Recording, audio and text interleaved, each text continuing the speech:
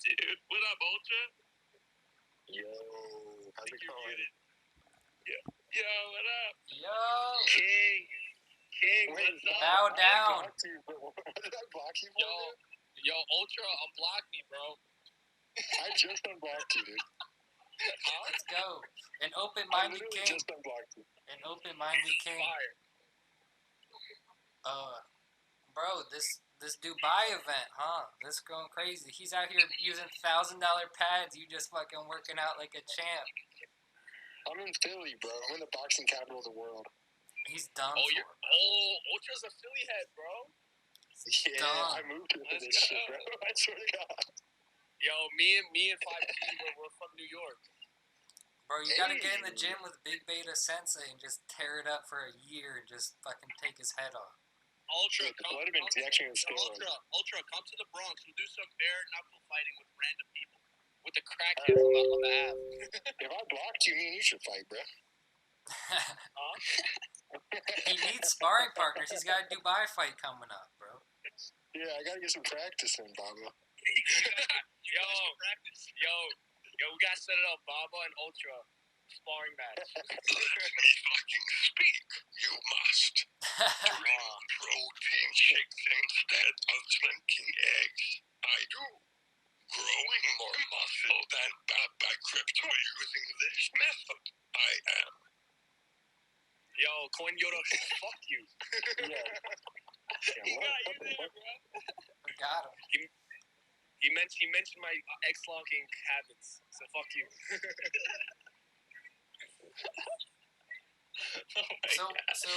Ultra, what you trying to get into tonight? You trying to talk about Toshi, TipTop, Ethereum, Uniswap, Bitcoin? What you got? You a gigabrain on everything, so anything you got to say, everyone's here for. But the floor is yours. Whatever you want to talk about. I was thinking we talk about Toshimon, and then we dip into the new TipTop that you're working on. Yeah, bro. I try my best to bro. shill it in here, but no one can shill it better than you. Bro, you got the profile pic. That's pretty good. Hey, man. I never take it out. Yeah, I mean, I'll talk about whatever you guys want to talk about. I'm down with show my bags. We don't even have to start with Toshimon. If you could just elaborate on LP NFTs and locking in liquidity on Uniswap and having that be kind of a DAO system for the community and stuff. It's kind of a concept not many people are familiar with. Yeah. So the main issue on Uniswap is you want to be able to like prevent people from like panicking and rug pulling, right?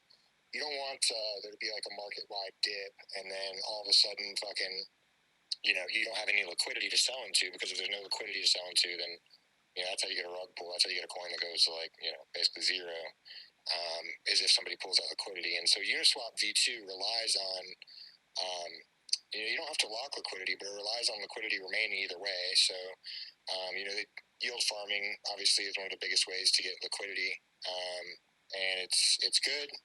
But even if they're yield farming, they can still pull, liquidity. And so it's always better to have locked liquidity. And right now, I mean, Toshimon has like 1.1 or 1.2 million worth of locked liquidity. And it's locked to the ETH pairing, which means that Toshi is tied to the price of ETH, the dollar value of it is. And since we locked it all to the ETH pairing, whenever ETH goes up, Toshi goes up. So we've gone up, like 50% or something in the past couple of weeks because of the ETH pump we've had. And the LP NFTs, the idea behind that is that we're selling, it's kind of like socks. It's similar to what socks did. And what we're doing is we're selling these NFTs, and these NFTs are yield farming NFTs, and you use them to yield farm Toshi Cash, which is our pull to, or whatever you want to call it. And then Toshi Cash is used to buy, Toshimon cards to be able to play in the game. But in order to get those, you have to buy them with an LP token. And so on Uniswap V2, I'm sure most of you have probably, or a lot of you have probably tried DeFi before and have used yield farming.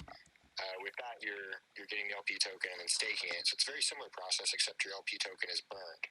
And in return, you get this LP NFT, which you can resell on OpenSea if you choose, or you can stake it and earn Toshi Cash.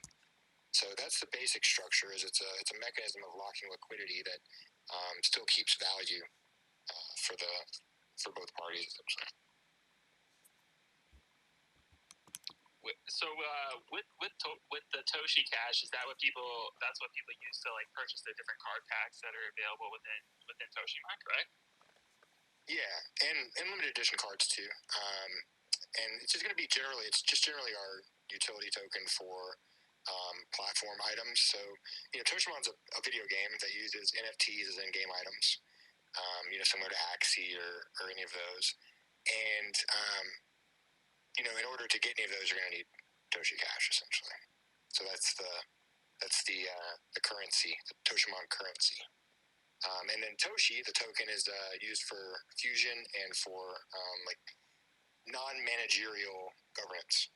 So stuff like voting on game balancing and et cetera. In order to do Toshi Fusion is we're combining NFTs to form a new NFT or a more rare version of the NFT. And that requires you to burn Toshi. So we've, currently there's one right now out that in order to get it, you have to burn 10 Toshi, which is a relatively significant portion considering the circulating supply is 40K. So Is it? Go Is ahead. it kind of like Pokemon where you have to like burn certain cards together, or can you basically burn any cards to kind of level up to the next level of card? So we're doing so each one has to have its own smart contract, basically. And, essentially what's happening is you're getting two inputs. You're getting the cards input, and then you're getting the Toshi input. And so each pairing might cost a different amount of Toshi. And some pairings might form a new Toshimon. Other pairings might just form a more rare version of the current one, like a shiny type of deal. And we're trying to start releasing them a lot faster soon.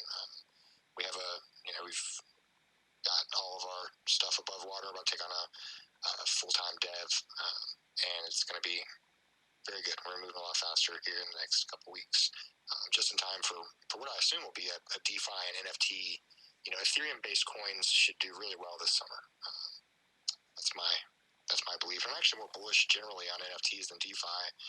The DeFi market's relatively saturated and very complex, and but although it's saturated, but I think the V3 is going to bring out a lot more very interesting DeFi stuff I'm excited about this summer. And there's other projects that I'm definitely excited about in the DeFi space, but NFT space I think is a little bit valued, underrated right now. I think we've all seen what happened with like the dog tokens and all that stuff recently, and it's really easy to understand concepts for NFTs. It's just the same as like if you're on like Fortnite. If you buy a skin on Fortnite, your skin is stuck on Fortnite. You can't ever take it off. You can't ever resell it. If you try to sell your account for it, it'll catch you and ban the whole account. It's happened to my friend who was buying like a Renegade Raider account or something.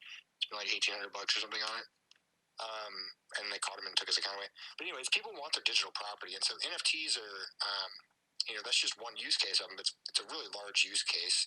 Is that we don't have sovereignty over our digital property right now, and so the kind of uneducated take is that they're just JPEGs or whatever, but it's not the case. There are some that are essentially that that are just pictures, but you still have the right to ownership, and that's what matters. And then even more so when you have these utility NFTs, which is what Toshimon cards are, is they have a dual purpose. They're collectibles, but they're also used in the game, so actually in-game item, and that gives it extra utility. You can't counterfeit that in-game item. It's impossible. I mean, unless you can break Ethereum, break the hashing algorithms and all this, you're not ever going to counterfeit it. And so it actually has benefits that are better than tangible, physical collectibles, and a lot better than the current way that we handle digital property. We actually can have sovereignty over that digital property, and I think that we're going to see that a lot more over the next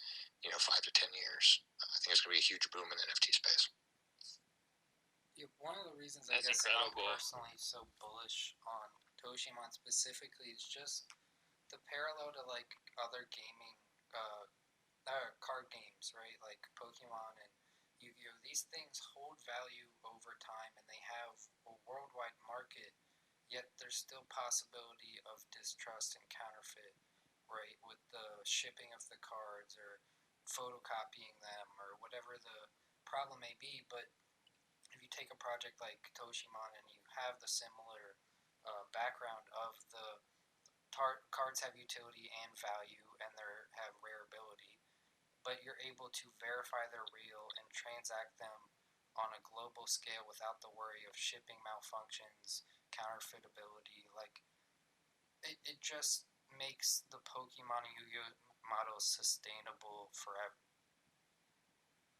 Yeah, like there's a lot of things about it. So there's superiority to both regular digital items as well as physical items. With physical collectibles, like, for example, Pokemon cards is obviously the clearest analogy. With physical items like that, we don't know for sure how many cards Pokemon's printed. We have no idea how many actually were ever printed as the first edition or whatever. We have no idea the authenticity of any cards we find at this stage.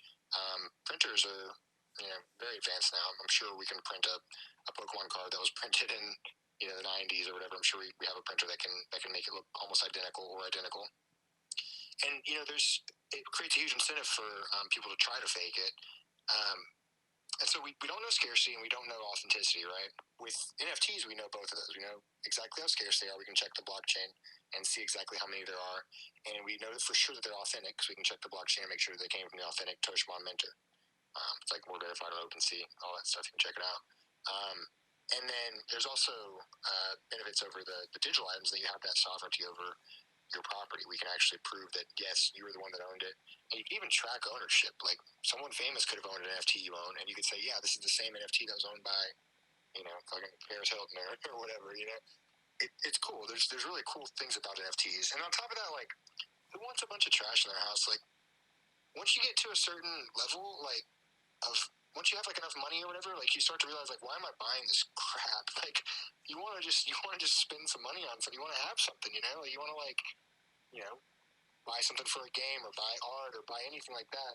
But physical items will just clog up your space, Like, it makes sense from a consumer standpoint, just generally about all NFTs, that it's something that you can spend your money on and own and resell, just like a physical item, except you're not loading up on trash. I mean, if you go into the toy aisle in Walmart, like, dude, it's just a bunch of trash that's all going to the landfill, and it's just sitting in your house for years first.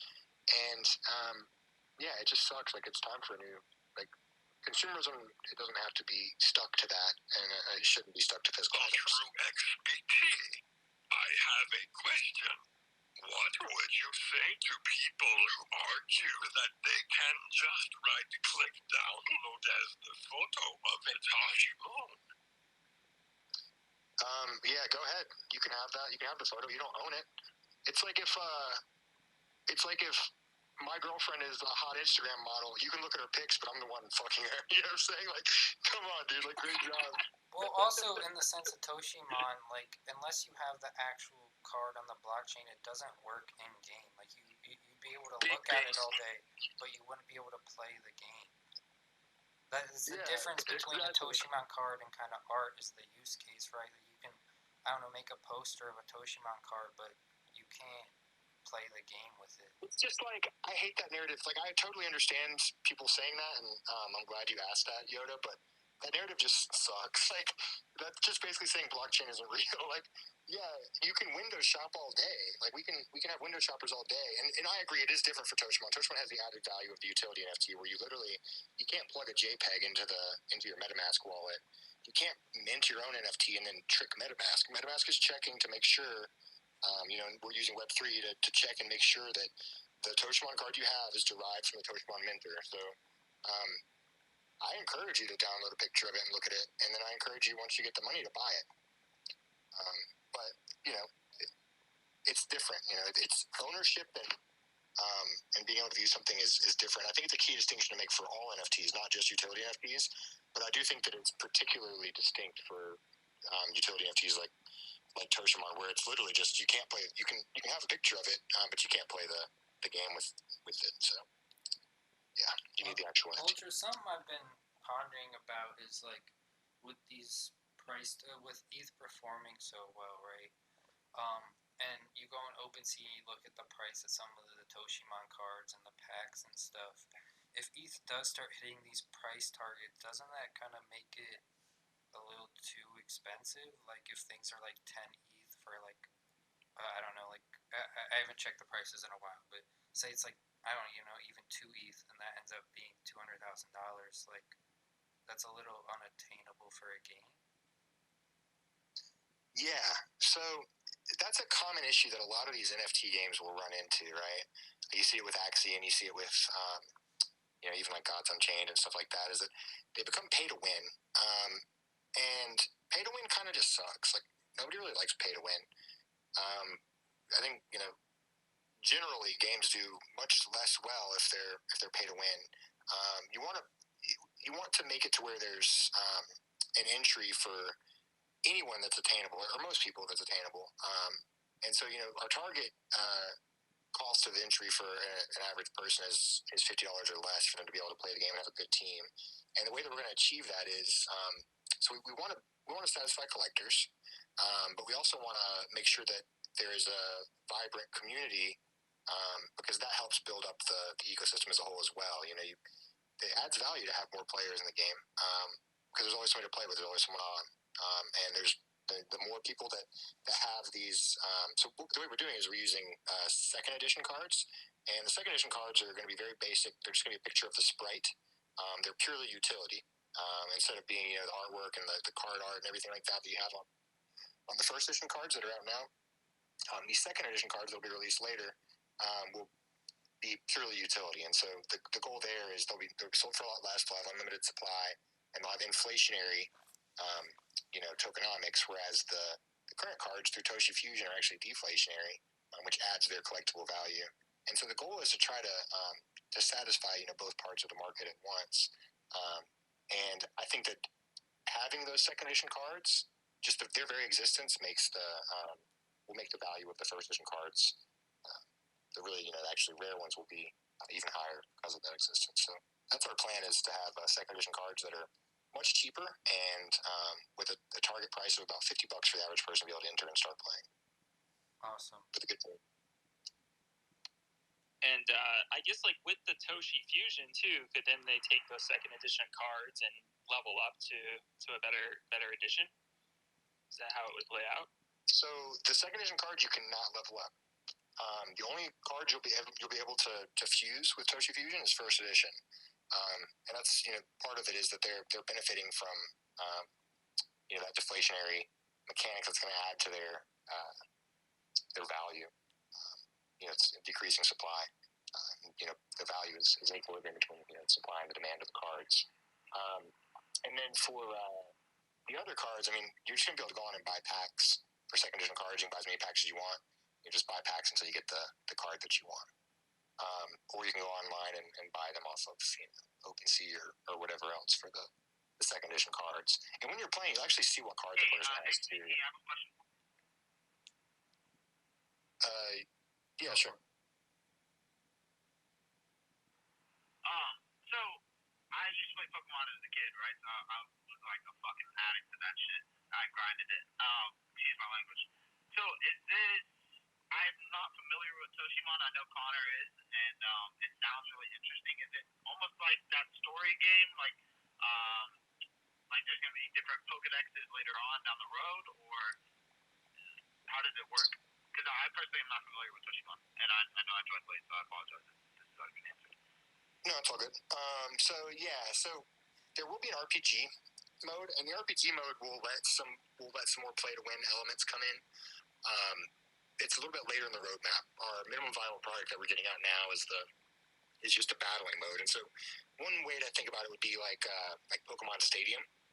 That's what the Toshimon core game is going to be, and that one's not pay to win. That's purely skill based. And then the other one won't really be pay to win, but it'll be pay to win faster or whatever. It'll kind of like how a lot of these games are. But it'll be like you'll be able to use Toshi Cash in the game to be able to bypass stuff and stuff like that in RPG mode. But it'll be PvE. It'll be player versus environment. And there'll also be some play to earn elements we're thinking as well. But it's really early stage for that.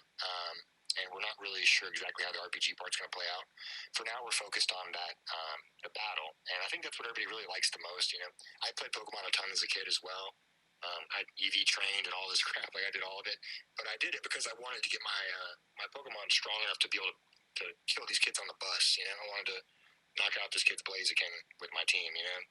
I wanted to flex on people, and so for me, and I think for a lot of people, the battling was like really what I wanted. I wanted to beat somebody at a battle, and that's what we're doing. It's very similar to something like Pokemon Stadium, and with a plan to have wagering of NFTs. So it's going to be pretty cool. And down the road, we're definitely looking at an RPG. But for RPGs, what you want is we want to do it on ETH2, hopefully. And for RPGs, you want to be able to. A lot of times, you need to be able to write to the blockchain pretty often. So we need that type of scaling solution to be able to do that. Sweet. Yeah, no, that sounds really exciting. I'm definitely gonna have to look into it. You said this just like starting is like $50. Yeah, that's our goal, is to make it to where any new player can come on and start with $50. And we have plans to integrate with stuff like Fortmatic or other wallet systems that make it really easy for fiat on ramps to make it to where we can get a lot of adoption on it. We got a new website update coming up. The new website looks great, looks really good, and I'm really excited about it. And that's coming up soon. We're going to have the static page is launching soon, and we'll have a new dashboard that'll launch a couple weeks after that, or a week after that. So we'll have a static landing page that require Web3, and then you'll go into a dashboard type of scenario and be able to load up the game and play and do everything else that'll need Web3. Ultra, so since I've been more involved with the project and I'm more aware of the roadmap, I know one of the things you guys are not worrying about, like looking to solve, is to open since it's all blockchain and ETH based, to open the packs of cards, you have to use gas, right? And gas is pretty expensive right now. And so you guys are currently, one of the things you were working on was cheaper gas options. Can you elaborate on like solutions out there you guys are looking at, and kind of, I don't know, like since it's important for your project, like everyone here who is a Uniswap trader obviously doesn't like high gas, but if it's important to the longevity of your project, it's kind of more important to figure out. So have you guys, I know you guys are deeper in the gas solutions, if you could elaborate. Yeah, and so we've been working on it, and it's the issue is that we actually talked to like the development team at Matic, and we're in a group chat with them on Telegram, and they have this like team that they work with as like a service that helps you port over, and they're just a development team for more development help, basically. And it's really hard. Developers are at a good position in the crypto field right now. They're very busy, and we hired this team. We agreed to pay them like double basically to get it going faster. But a large portion of the developers are based in India, and a lot of the Matic developers are based in India as well, and like the core team. And India got hit with this COVID thing, and their office is closed, and they're just generally roughing it. And so it's like a force majeure type thing that went on that we couldn't really avoid. And so we're still working on it. And I know it's that's obviously very important. And so we're going to get that done. It's just the timeline is fuzzy right now because of these kind of global, just global catastrophic event that's happening in India. But I think we'll get a lot faster progress in the coming weeks because we do have we have a lot more development full time. So I think we'll be in a really good position. Cool. And we have a lot of Chainlink kind of Marines in here. Does the project work with Chainlink at all? I don't know, just being kind of plain dumb. Currently, no. Although I'm open to using Chainlink. I really like Chainlink. I'm very bullish on Chainlink generally. Yeah, I'm open to it. But I thought you guys mentioned that if the mag thing didn't work out, that Chainlink might be some sort of alternative. It's something that I think we were looking into at one point. I need to talk to the dev team and see where we're at with that. But definitely open to it. I love Chainlink. Cool.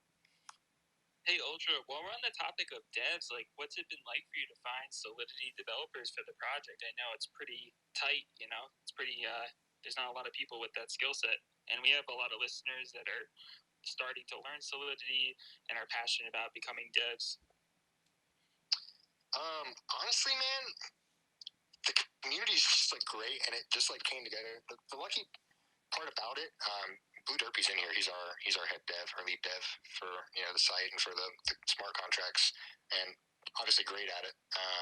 We have nobody has a card back opener like we have. That contract is proprietary and awesome. And it's really hard to do randomization, like true randomization that's based along percentage rarities like ours have. And Blue Derby did a great job at that, and he's gonna have a lot more time on the project soon. I'm very excited about that. And he just was in the airdrop. He was following on Twitter and got in the airdrop, and I believe he got in the airdrop. Either way, he was in the community super early. He's been great ever since, and definitely could not have done it without him. Like, there's no way.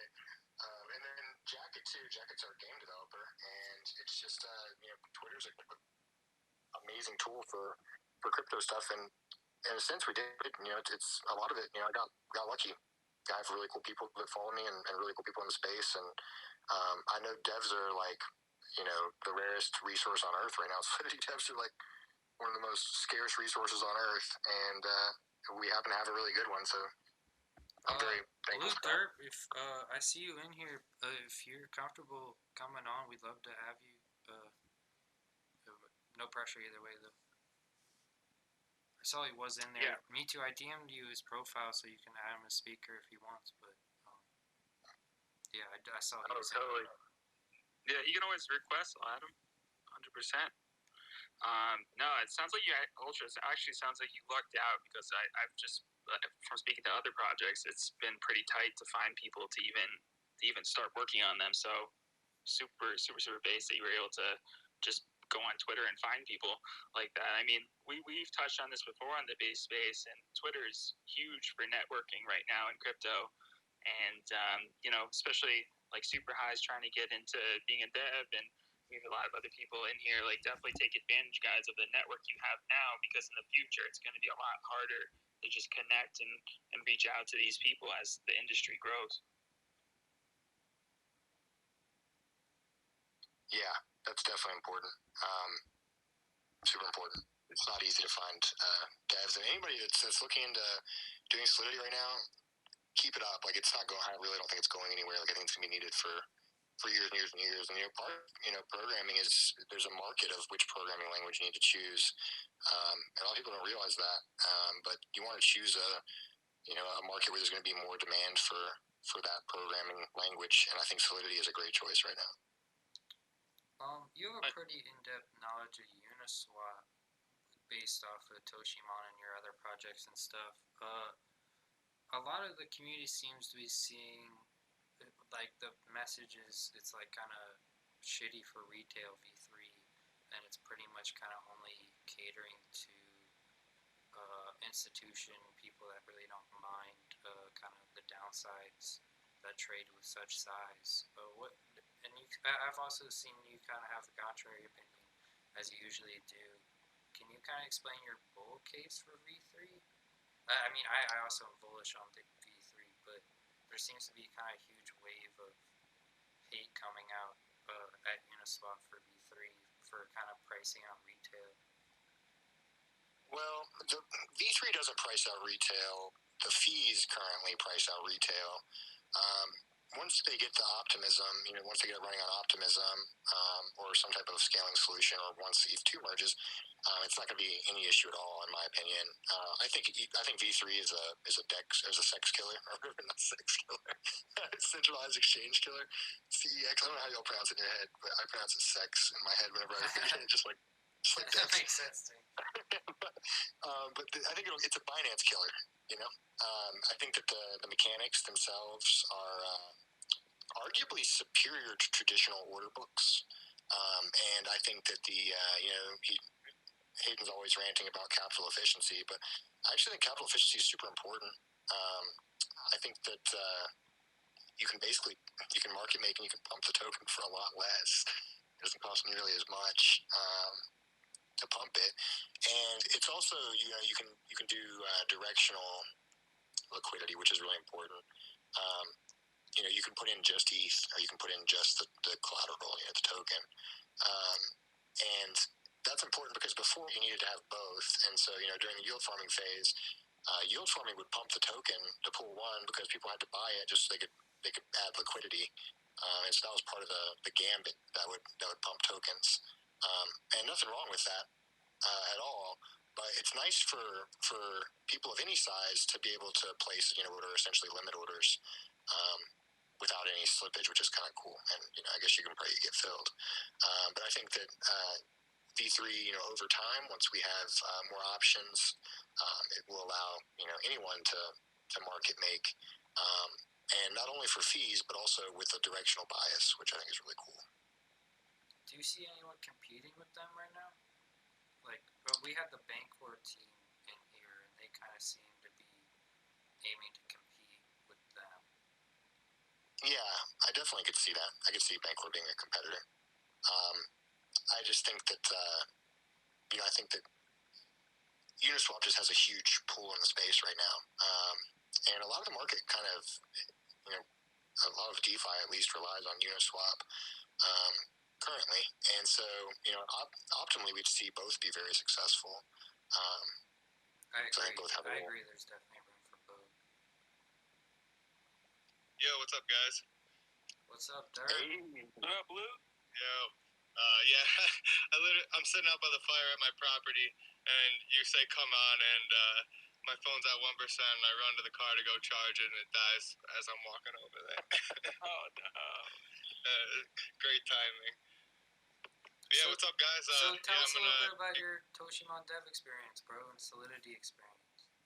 Yeah. So, I was getting into Solidity a little bit back, maybe in early April or so, starting to learn last year, and then I was kind of just reaching out to some projects here and there that I was interested in, and seeing if anybody wanted development help.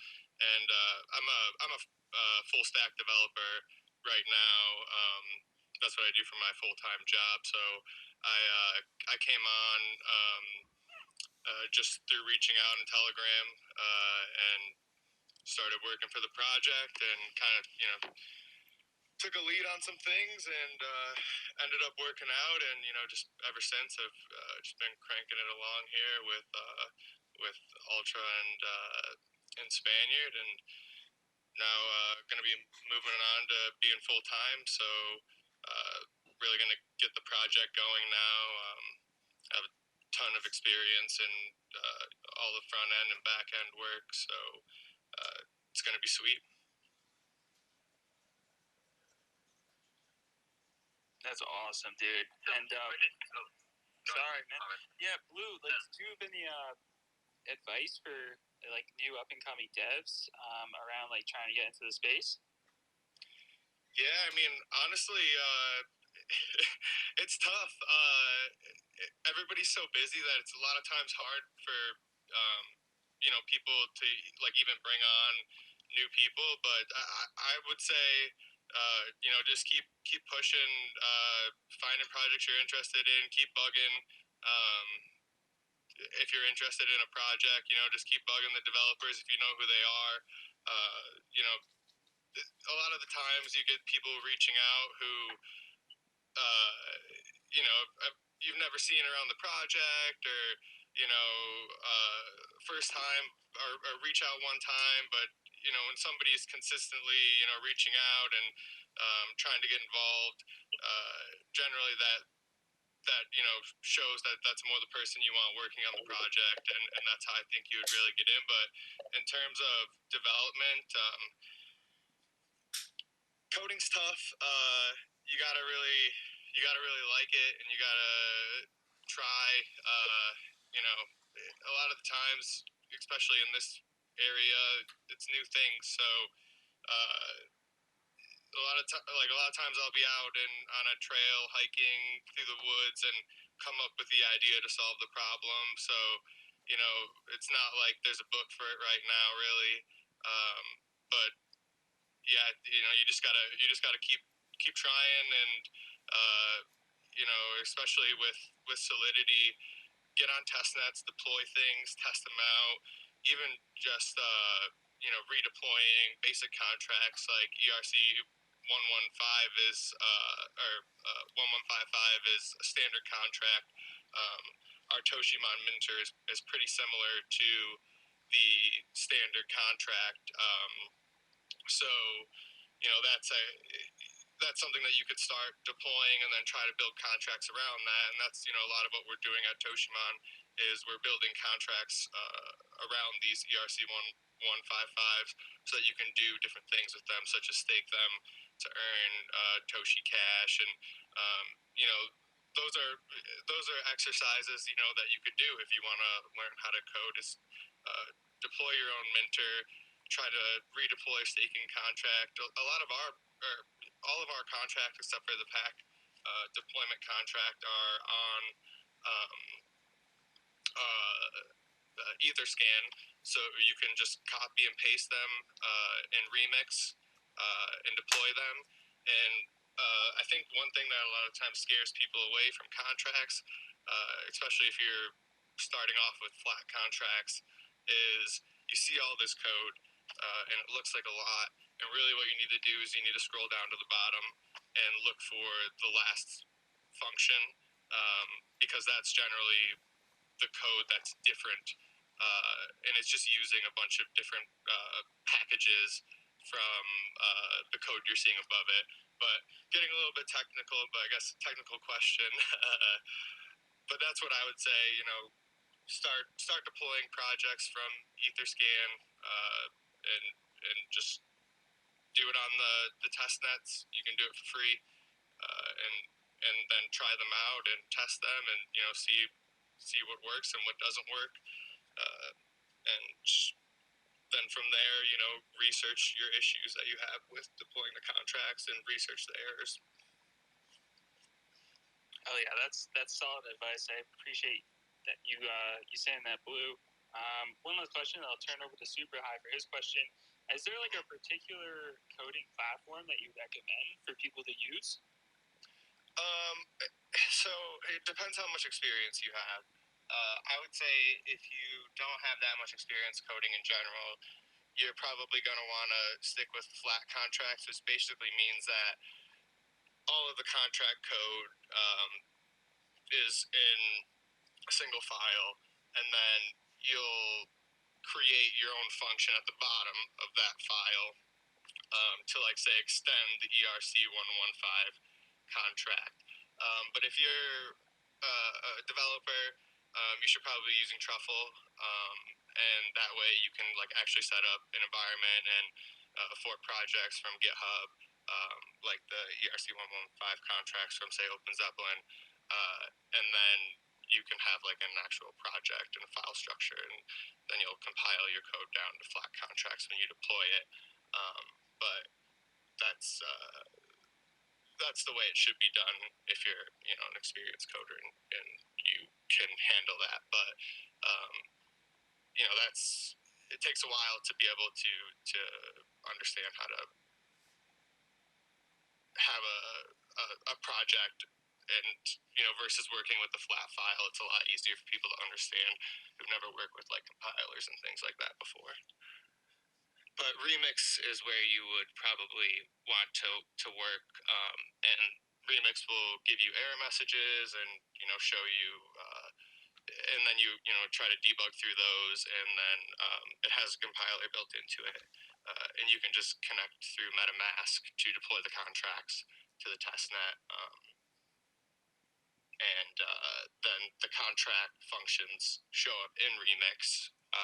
And then you can call those functions to test and do other things like that. Cool. Thank you for that, Blue. Super High, did you want to ask your question? Oh, no, you answered it. Thank you, Blue. Yep, no problem, guys. Hey, Ultra, kind of swinging back to Toshimon, do you guys have any plans for AR or VR technology with the project? We do have AR plans. We're working on that now. Nothing that I can give you super concrete right now, but AR is definitely going to be integrated into Toshimon in the near future.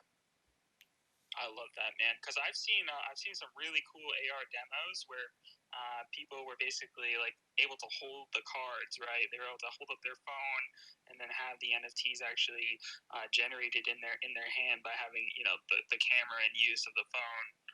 It looks super cool. Yeah, I think that something like that, but perhaps even a little bit more complex, is definitely in the future for us. Kind of question for new people in crypto with all like the dog coins going on. Can you guys elaborate the importance on building on like why you chose to build on Ethereum over Binance Smart Chain? Yeah. So I know Binance that Smart Chain seems obvious, but to some people it's not. Well, no, it's a valid question. So really, Ethereum is the best. Binance Smart Chain is a clone of Ethereum. It's a fork of Ethereum. It's EVM compatible, and so we could deploy there as well and use it as a layer 2 solution. Something that's been discussed. The only issue with that is that it is very centralized. Now there are some benefits too, though. Obviously the fees are a lot lower, and that could really help a lot. But when we're using these NFTs, and we have this mentor contract, and then we have this pack opening contract. Essentially what we have going on is we have the packs being the packs are NFT themselves, and they get sent to a pack opener. It's called Toshimon Dojo, and that opener contract then tells the mentor contract which NFTs they had in the pack and which ones they get minted to their address. And so we've got a lot of shuffling around of ERC 1155s, and it can be done on these contracts are compatible for these other chains, these EVM compatible chains like Matic and NBSC and those.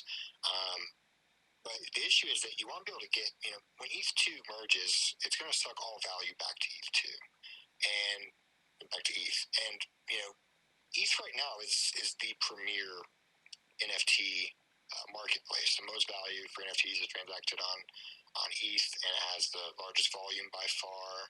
And generally, it seems to be the currency for NFTs is going to be Ethereum. It almost seems like a certainty at this point. But there are some other platforms that are doing cool things with NFTs and for a lot cheaper. But that cheapness typically either it comes at some sort of cost, and typically the cost is either that there just simply aren't that many users, and less users means a smaller market, or that cost is occasionally derived from a lack of decentralization. A lot of these chains are proof of stake, and proof of stake can work, and ETH2 is going to be going to proof of stake when that's what the merge is it going to proof of stake. But the issue is that proof of stake can work, but you have to have a very wide distribution of tokens in order to make it secure. Because the whole point of blockchain is we have proof of work, which means it's a fair playing field for everybody, right? And so you don't want to do proof of stake on a chain like Binance does, because it works, I guess, but you're basically just trading on Binance. You're not really trading on a. It has sacrificed decentralized elements. That being said, adoption is very important, but there is an issue where CZ or Binance or affiliated people run the nodes and have control over it, and sometimes assets are frozen. Like Ethereum transfers the Ethereum bridge has been closed before, and there was a hack at one point where they were limiting asset transfers and stuff like that because what it appears to be that they are realizing they do have some liability. And I'm not sure what type of stuff's going on with it now, but there's a sacrifice you made either way. Either if we stay on ETH, ETH only, then the fees are too high to open the packs. So we're definitely working on a solution, but I think we're going to go with Matic instead. Matic has a couple more elements that make it more decentralized than Binance, and they don't have a history of shutting down asset bridges. So that's why we've chosen to go with them instead of BSC. Awesome. Looks like Baba has a question. Yeah, so before you blocked me, I seen a lot that you come at these Solana people. So like, what's your beef with Solana? And like, have you ever accepted any Solana like flip flops? I wish they sent me Solana flip flops, bro. I wish they sent me socks. But they have not sent me anything, bro. Probably for a reason. I was about to say, I don't think it's coming, bro. So what's the beef between you and Solana? Or I mean, I don't have explicit beef between me and Solana. You're not a huge fan of Sam, is kind of the thing, Ultra right? wants to smoke. We want to hear the smoke right now. Yeah, I want the tea. I'm gonna be real with y'all. Solana's not. It's really. It's low-key not blockchain, dude. Like, it's really not. It's not blockchain. Like, it's like it's a database, and it's one of these things again where it's like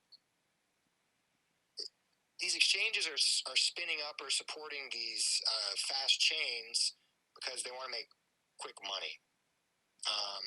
Centralized exchanges will eventually become obsolete.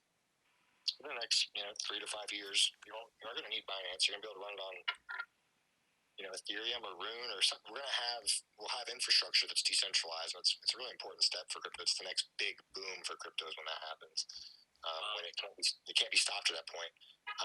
But what's happening is these exchange owners are using I'm holding my fingers in the air like bunny ears. I'm like quote unquote decentralized chain, because what they want is they want fast transaction speeds so that they can still run their similar market making programs like Serum, and they're using it as a way of regulatory arbitrage. They're trying to say like, oh, regulators, like there's nothing we can do, like it's not, it's decentralized, it's just all of our users, we're flooding all of our users to it. And so Solana isn't really blockchain. It's very centralized. I'm not saying you can't make money on Solana. I'm sure a lot of people here have, or a lot of people somewhere have. And I like some of the projects on it, fine, but the ecosystem as a whole is Sam's little playground for him to trade and list assets that are not feasible from a regulatory standpoint on FTX. And that's the same thing that happens with Binance, although BNB is in a little bit more of a sketchy position from a regulatory standpoint because they've tied their trading coin with their smart contract platform that they've got, and with BSC. And so BSC and BNB being the same is a little bit sketchy I've been saying this for a while, for Binance, because it removes some of the the differentiation between it. But either way, what's the question is who's using the chain. So basically, if you step outside of SAM funded projects, it's there's not that much money on Sol right now. But there is a lot of coins. There are a lot of coins being pumped, and there's a lot of coins that have some interesting stuff going on. I think Cope is Cope. It makes sense that Cope is going up to me. Makes a lot of sense. But yeah, so I'm not necessarily beefing with Solana, but Solana's taking up market share that and should be going to other chains that should be going to Matic, should be going to should go to Tezos before it goes to Solana. But Sam has a strong marketing team, and we see that a lot on Twitter. We see what ends up being a marketing effort, and that's what Cope. That's why Cope. I'm not saying that whoever started it or whatever, but that's why Cope is doing really well, because Cope is going to be a good way to incentivize volume on the Serum and on FTX. So it's going to be used for further capital allocation, and so that's why it makes sense that it would keep going up. Is that there's more reason to put a bid underneath it if there's a future payoff.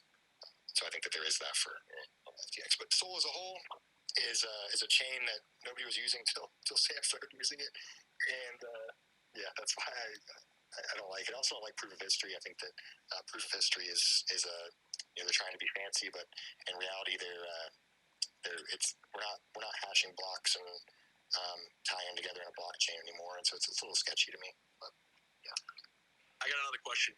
It's 5G here. So I see that you have a prediction for Ethereum. I believe it's 58K. Wait, what the fuck? Hold on, 5G. Yeah, no. You run that account too? No, I'm with Baba right now. We're just vibing. Oh, you just blew my fucking face off. All right, sorry. Continue. We're smoking hookah right now in the Bronx. We're just chilling, vibing. That's we sick. also found a sparring partner for Ultra. That's sick. All right, continue. So I see that you put a prediction for like 58K for Ethereum Q2 2022. Is that real? What's the thought process behind that? Does that confirm super cycle? Are you a proponent of that? I know there's a lot of questions in there, but something I was just thinking about. It's real. It's real. Let's fucking go. Chad, it's real. Chad, it's real.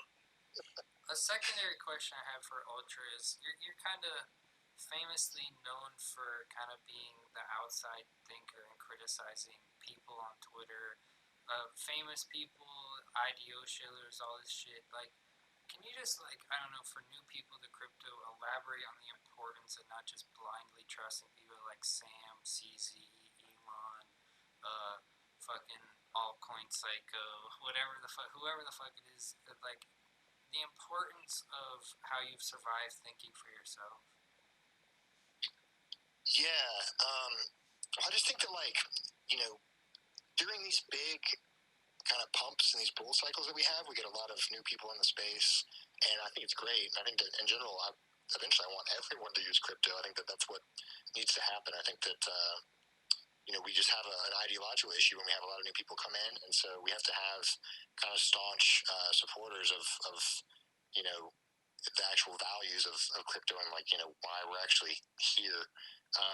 I mean, I like making money, and crypto's made me a lot of money through trading and everything else. That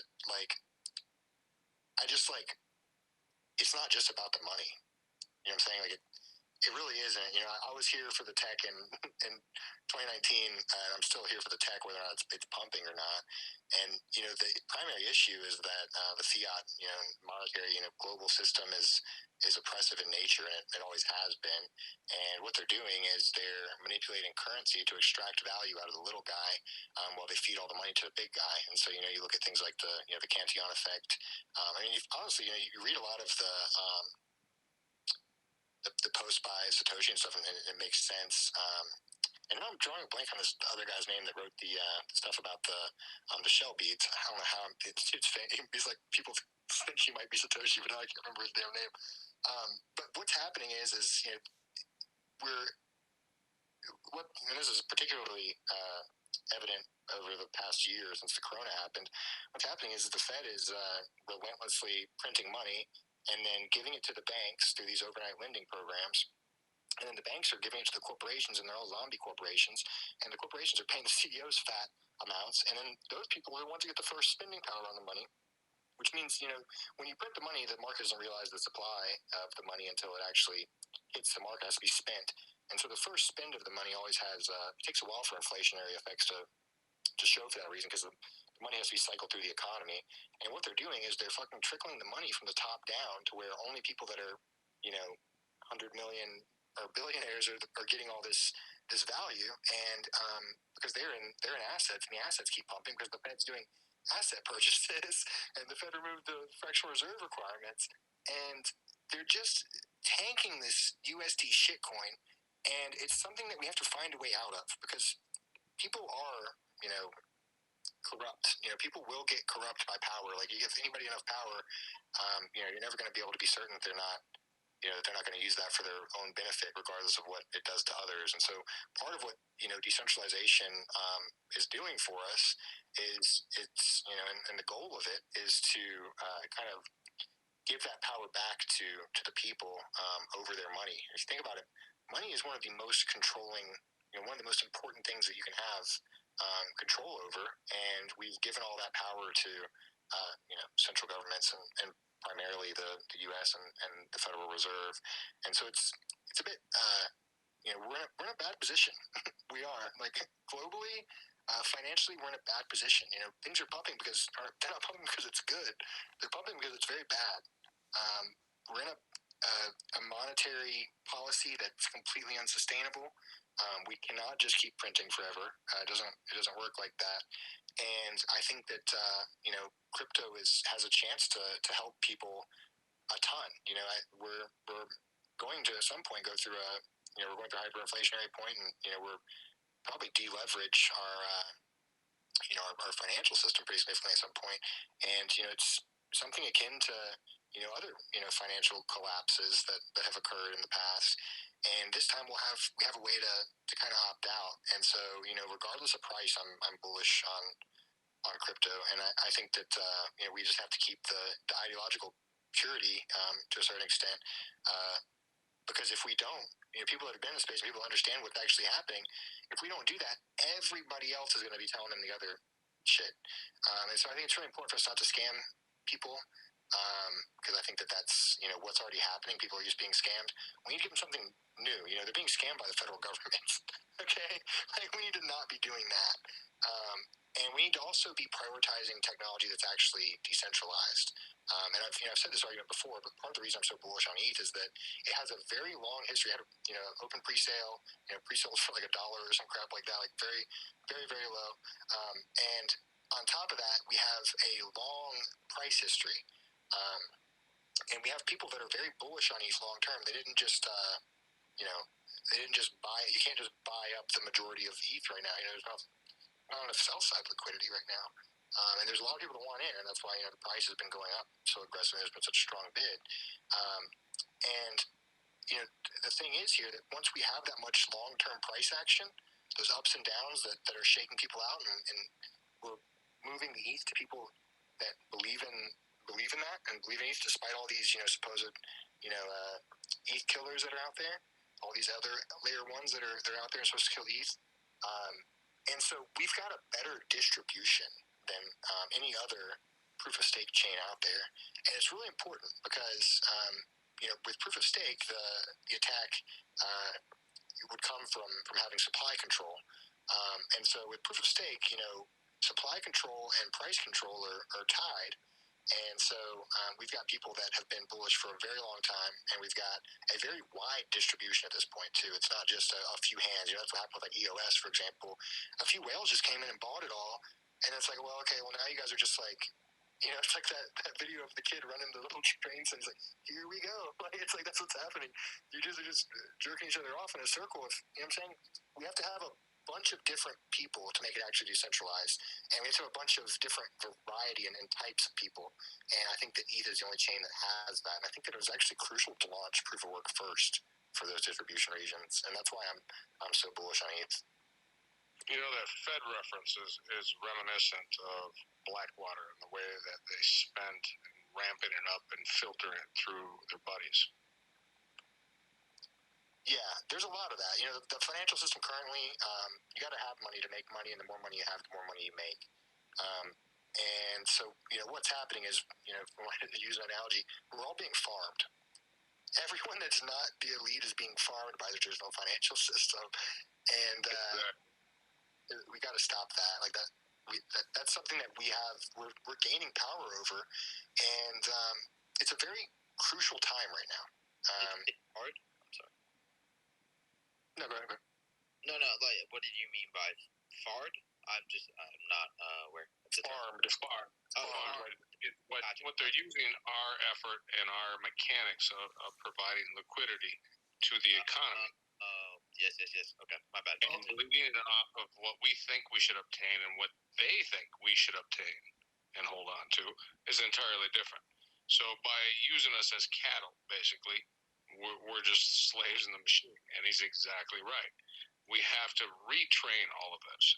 And that's why they are so fucking scared of this whole entity of creation of technology, because we are shifting the balance right before their eyes, and they're trying to play catch up. They're trying to seize it.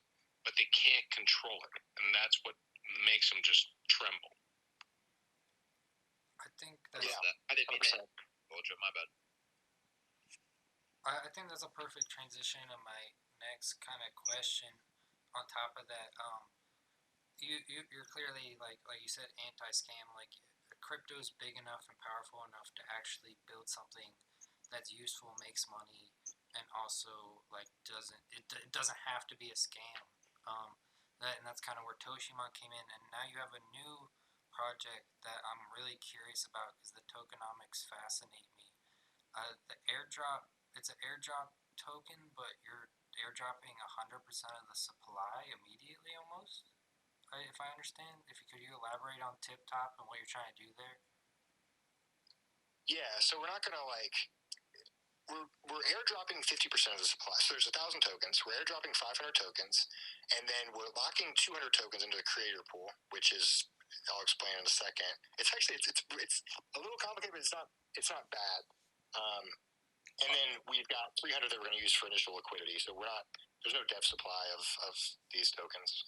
If that's what you mean, it's all we're being airdropped half of it, and then the rest of it's going to be used for liquidity and for the creator pool. There will be a second token that will tie to it later.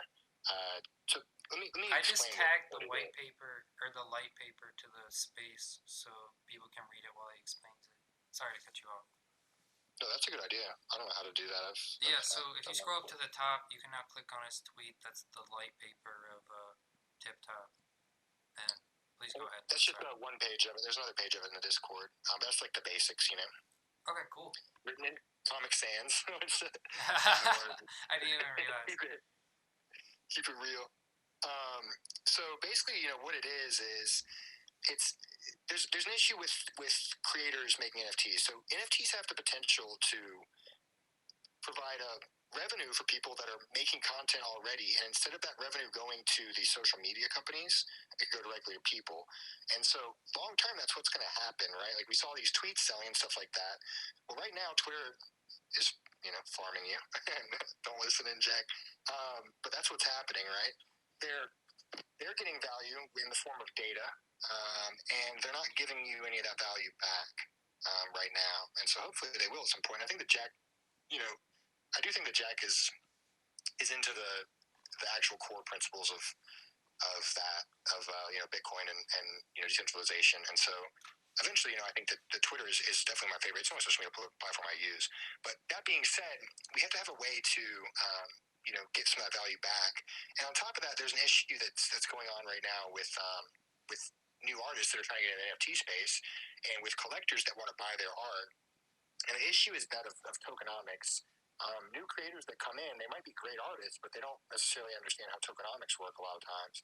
And that's a problem, because what that means is that if you're a collector, you might buy somebody's artwork and then they mint more a few days later. And you might buy it for a high price and then realize, well, now I'm never going to be able to sell it because this creator just keeps minting it. They might mess up the tokenomics on accident. So I don't know if you're aware of Rev Populi, but that's exactly what they're trying to do in the social media space, is to have the users control their data and then make that a value to them, so where they can resell it. That makes sense. That's an interesting idea. And so what we have here is it's NFTs are capped by engagement. So the supply of the NFT is capped by engagement. So instead of just being able to walk onto OpenSea and mint as many as you want, you'll have to have 100 likes to be able to mint your first NFT, and then supply will increase as exponentially. Well, I guess reverse. Whatever it is, it's it's going to increase as you go up. So it'll cap at 100 total NFTs for any given creation on the platform. And that cap will be at 100K likes. So it's like if your post went like dummy viral, like you'd be able to mint the max, right? And then the token TipTop is used as this is I think the first of its kind. It's a ceiling index token. So right now we have index tokens for NFTs, right? Like we have NFTX, and there's a few other platforms that are essentially making it to where you can you're essentially wrapping a token into an ERC20, and that ERC20 becomes an index of sorts that's representative of the value of those tokens in there, but they become floor indexes, right? So say, for example, you have the crypto punk index on FTX. What that means, you can get any CryptoPunk, which obviously is one of the the cornerstones of art-based NFTs. It's why? Is there any explanation on that? They're not even that cool. I think it's because they were the first ones to hard code the metadata. So essentially, what they did was, it's different than a lot of NFTs. Instead of just putting a link to the image, they hard coded which pixel is what, and I think that's cool. Yeah, so it's even if OpenSea went down or whatever, or even if you have IPFS or whatever, it's the first to ever really do it that way. And so I think that's why they have that blue chip status. But anyway, so for FTX, you can go on and you can do you make an index, and it's a floor index, because no matter what, at any point, the way it works is it's a two-way bridge between this ERC20 token and any of the NFTs that are in it. And so you've got this CryptoPunk index, and what the CryptoPunk index is, that you can put any CryptoPunk in and get one of the index tokens, and you can get the index token and get a random CryptoPunk back out. And you can also look on the blockchain and see which ones are in the contract. And so what will happen is people will see, well, is there a token in the contract that's worth significantly more than the index? And they'll go and they'll just keep buying and redeeming and unredeeming the token, whenever gas fees are low, and they'll do it until they get the one that's worth more than the index price, and then they'll go sell that one on OpenSea or wherever. They'll sell that NFT that was worth one index price. And so what that does, that drives the actual value of and the cost of that index token down, because people are always pushing it down, pushing it to the floor with that form of arbitrage that they're doing by unwrapping these index tokens. And so what we have with TipTop is the first of its kind. It's a ceiling index token. And what that means is that instead of us giving the floor price, which with other indexes we're looking at what's the price of the lowest valued NFT in the series. We're the opposite of TipTop. It's what's the price of the highest valued NFT in the series. So it's the highest valued NFT on this platform, and that's done by giving it kind of special powers on the platform. And what it does is there's only 1,000 TipTop, and each day the top engaged post of that day is that creator is rewarded a TipTop, one TipTop. And it's rewarded from the creator pool. And so that's why 200 of the tokens initially are in that creator pool. It gets a 200-day runway from when the platform launches. And then once the creator gets that token, that's value given to them. So that's something for their work. But then on top of that, anyone that has that, they could sell that if they wanted, or they could use it themselves. Anyone that has that token can go to any NFT that has been created on the platform, and they can bypass the rules and make a single, extremely rare, obviously it's a one-of-one copy of that NFT and mint it to their own wallet. So what that means is that if there's an NFT on the platform, say, Grind or somebody releases like an NFT on the platform, right? If they release an NFT on the platform, once it hits, it's super popular, once it's 100 supply, no more can be made, right? So now what it is if that Grimes thing is actually selling for 20K, then the value of TipTop is now 20K, right? Does that make sense? Because what's happening is you can use TipTop to make that NFT as whoever does it first gets it as a one-time thing, and get that NFT back, which means that you've turned a ERC20 token into this very valuable NFT, and no one else can do it after you. It can only be done once per creation, and so that creates potentially. Sorry to interrupt, but potentially, how many people can clone that value or that NFT? Only one. Whoever does it first gets it. So you could even. Yeah. Well, there's 100 max supply, but every post will want to still hit max supply. But TipTop is used either way, so it can just bypass the rules. So you can actually mint an NFT before somebody gets 100 likes. So arguably you could just have a TipTop at hand, and as soon as for example, Grimes, as soon as she posts, you could immediately link that NFT because it's going to be worth a lot if you want it. But once someone does it, it's done. If you look at the monetary value of NFTs, right, and the hype, CryptoPunk is what, because they were first pay to play, right, and they came out first. They're, because they're super rare, they're first on the plate.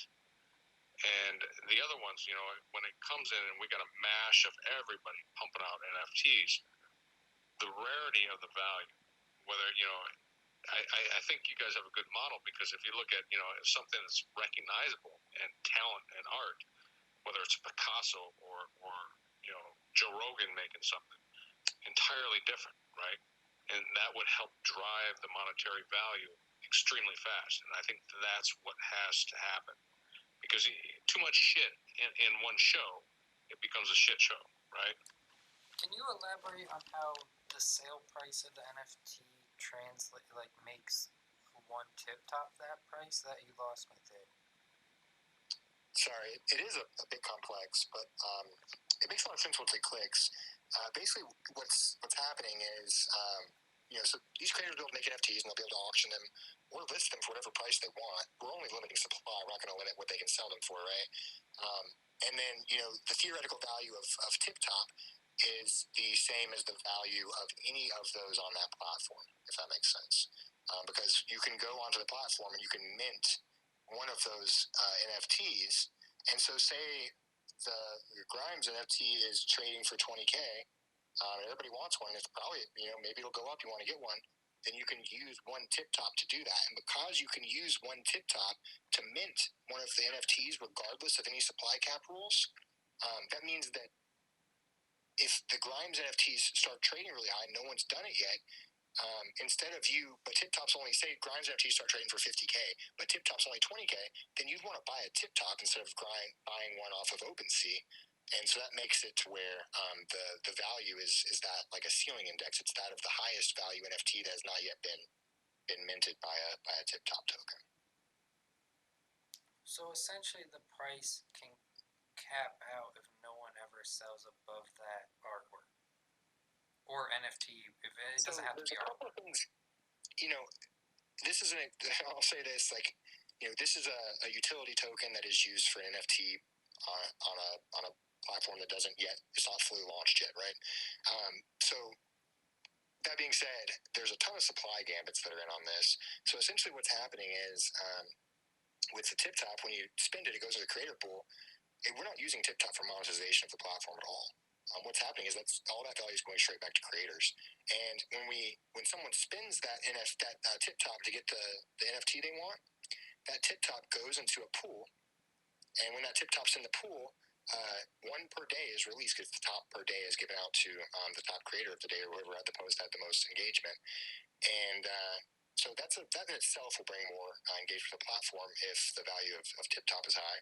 And then on top of that, whenever somebody spins one, once we get more NFTs that are wanting to be purchased by people, then more and more TipTop, every time they're purchased, more and more TipTop goes into the creator pool. And when you put more TipTop in the creator pool, it has an issuance of one per day. So we start off with 200, so that's 20% of supply. Say we get a lot of people, and pretty soon the pool is, once we get to the point where we're spending more than one TipTop per day and more than one is being minted per day, you get into a place where the supply really gets crunched, and it's released back to the creators. And so it's going to be an interesting dynamic, but one that does have some pretty strong supply and demand gambits. The demand gambit being the strength of the platform as a whole, and the supply gambit being the time locked nature of these tokens, where there is only one issued per day. So I think that we've got a really good tokenomic structure, and then there's a second token too, and the second token is essentially the monetization structure. And what the second token is for if people or entities want to spin up temporary incentivization methods for NFT creation. And NFTs don't have to be pictures; they can be videos, they can be really any digital content at all. It can be it could be anything that's digitally created. And so it's a way of funding pay to create type model, create to earn type model, where people can spin up platforms that have content created, or the community could come together and spin that up too. And so part of the benefit there is that we're trying to generate demand for the token, and then also give that value back to people. Because every time someone spins up it's a category token. Every time someone spins up a new category or incentivization structure for NFTs, part of that value is given back to creators, and part of it's burned. and there's a one-way bridge between TopCat, which is the it's top category, is what it stands for, but TopCat just sounds kind of cool. And that one, we have a different unit bias on it. So with that token, we've got, a supply of in the billion, 9 figures or whatever. And so that means that the per unit cost will be much lower. And so people that have a unit bias can choose that token. But no matter how high that token goes, a percentage of the pool is put in and creates a one-way value trap back to TipTop. So if the market cap of TopCat ever gets too high, it gets higher than TipTop, then value will be sent to TipTop to ensure that the core value generation and incentivization method is always going to be the strongest. So we got a lot of cool things going on with it. We're airdropping the TipTop token this weekend from the Discord, and it's going to be fun. And I think it's going to be a really cool project. I think we've got some stuff that nobody else has, and there's really cool things that are going on with the Ethereum push notification service too. There's a lot of hype in the ETH community about it for a good reason. I think we've got a cool way we're going to populate the feed using that Ethereum push notification service. I don't know if you guys have looked into it much, but what it basically is they're sending you push notifications, but you can also get incentivized to do it, and they're using Aave to do that. And what's happening is, in order for you to spin up a channel, you have to put between, I think it's right now, it's currently set between like 50 USDT and like 500,000 USDT into or it's not, maybe it's DAI, I think, or USDC or something like that. I don't remember which stablecoin. But anyways, you put it in there, and then they put it on Aave, and then they get the yield, they're getting the yield from Aave, and they're giving it back to people in exchange for subscribing to these feeds. And so, that's another incentivization structure that we're going to kind of wield and use to our advantage, as well as the built-in incentivization structures that we have. And so, the goal is really just to get a lot of people on the space and get as many people as we can into the NFT space in a way that is sustainable for them, and in a way that puts everybody on kind of a level playing field. So that's our goal, and I think that our goal is bullish for the space, and I hope we can pull it off. I'm confident that we'll do well. That's so sweet. So are you guys going to have to build your own NFT platform exchange for this? So, if I wanted to put my photography up as a TipTop piece, how are you guys going to go about that? So we wouldn't have to. We just have to have a mentor and then limit the supply through our mentor to OpenSea. But we're not certain about how we're going to go about that part yet. But no, we don't have to rebuild the wheel if we don't want to. But there are some benefits to doing that if we do. There's some benefits to if we own the contract. I mean, if you're able to talk about it, what are the current options without building your own platform? What are there spaces that offer something to build on top of? I mean, you just use OpenSea. Yeah, we could easily use OpenSea. You can cap supply inside of your mentors, and you can have your mentor. You can have all of the back end supply mechanics being done by on your own mentor, and then OpenSea acts as like a user interface essentially. And then they're taking a rake. They're taking that 2.5%. So if we were able to get around that, maybe there'd be a way we could give a percentage to creators if we could get around that. But it's that part is a little early right now, and we're still solidifying it, so I don't want to go in too much onto it. I don't want to reveal too much right now, but there are ways around it for sure. Cool. Hey Ultra, if people listening want to follow TipTop, where should they go to check out the project? I guess for now you can follow me. If you want to see the rest of the white paper, you can hop in the Discord. I've posted the Discord invite a few times, and you can see it posted there. I'll probably post it on my page at some point. We have a Twitter page, but we're not launching it yet until after the airdrop, and all that stuff is completed, and we'll have that up, and I'll retweet it and send it to you, and hopefully we can get it spread around.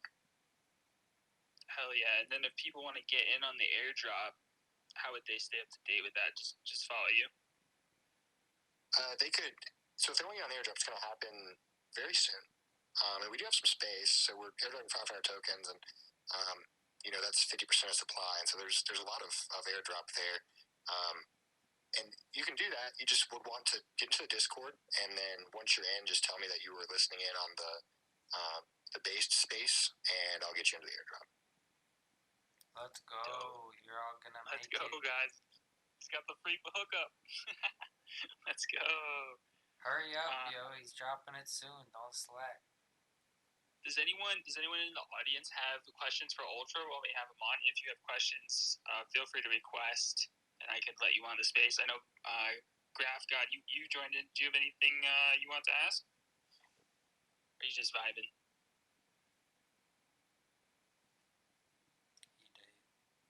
He did. That's okay.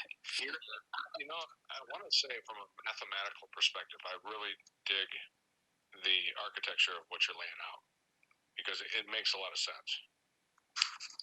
I appreciate that, bro. You know, honestly, I was in Memphis like on vacation, and I went to the Bass Pro Shop pyramid, which is this like absurd like all glass pyramid that looks like it's in like Las Vegas, but it's like for some reason it's a Bass Pro Shop. It's kind of cool, but a very weird contrast. And as I was driving into it, like, you ever have those moments where like something just kind of hits you? You know, like you like just like the signal. Bro, signal, the yeah. Bass Like Pro someone's, Shop like, pyramid signaled you to create TipTop. Is that what you're telling me? I'm telling you that the Bass Pro Shop pyramid in Memphis, Tennessee, sent me a direct transmission of the tokenomics and structure of. Bro, I'll put my life savings in right now. I'll put my life savings in right now if the Bass Pyramid Pro Shop created it. Now I need to visit these Bass Pro Shops for sure. It doesn't matter how it happens, dude. When you have that epiphany in life, it becomes an clarity so much that you can literally step through it in your mind. You can bring it from start to finish.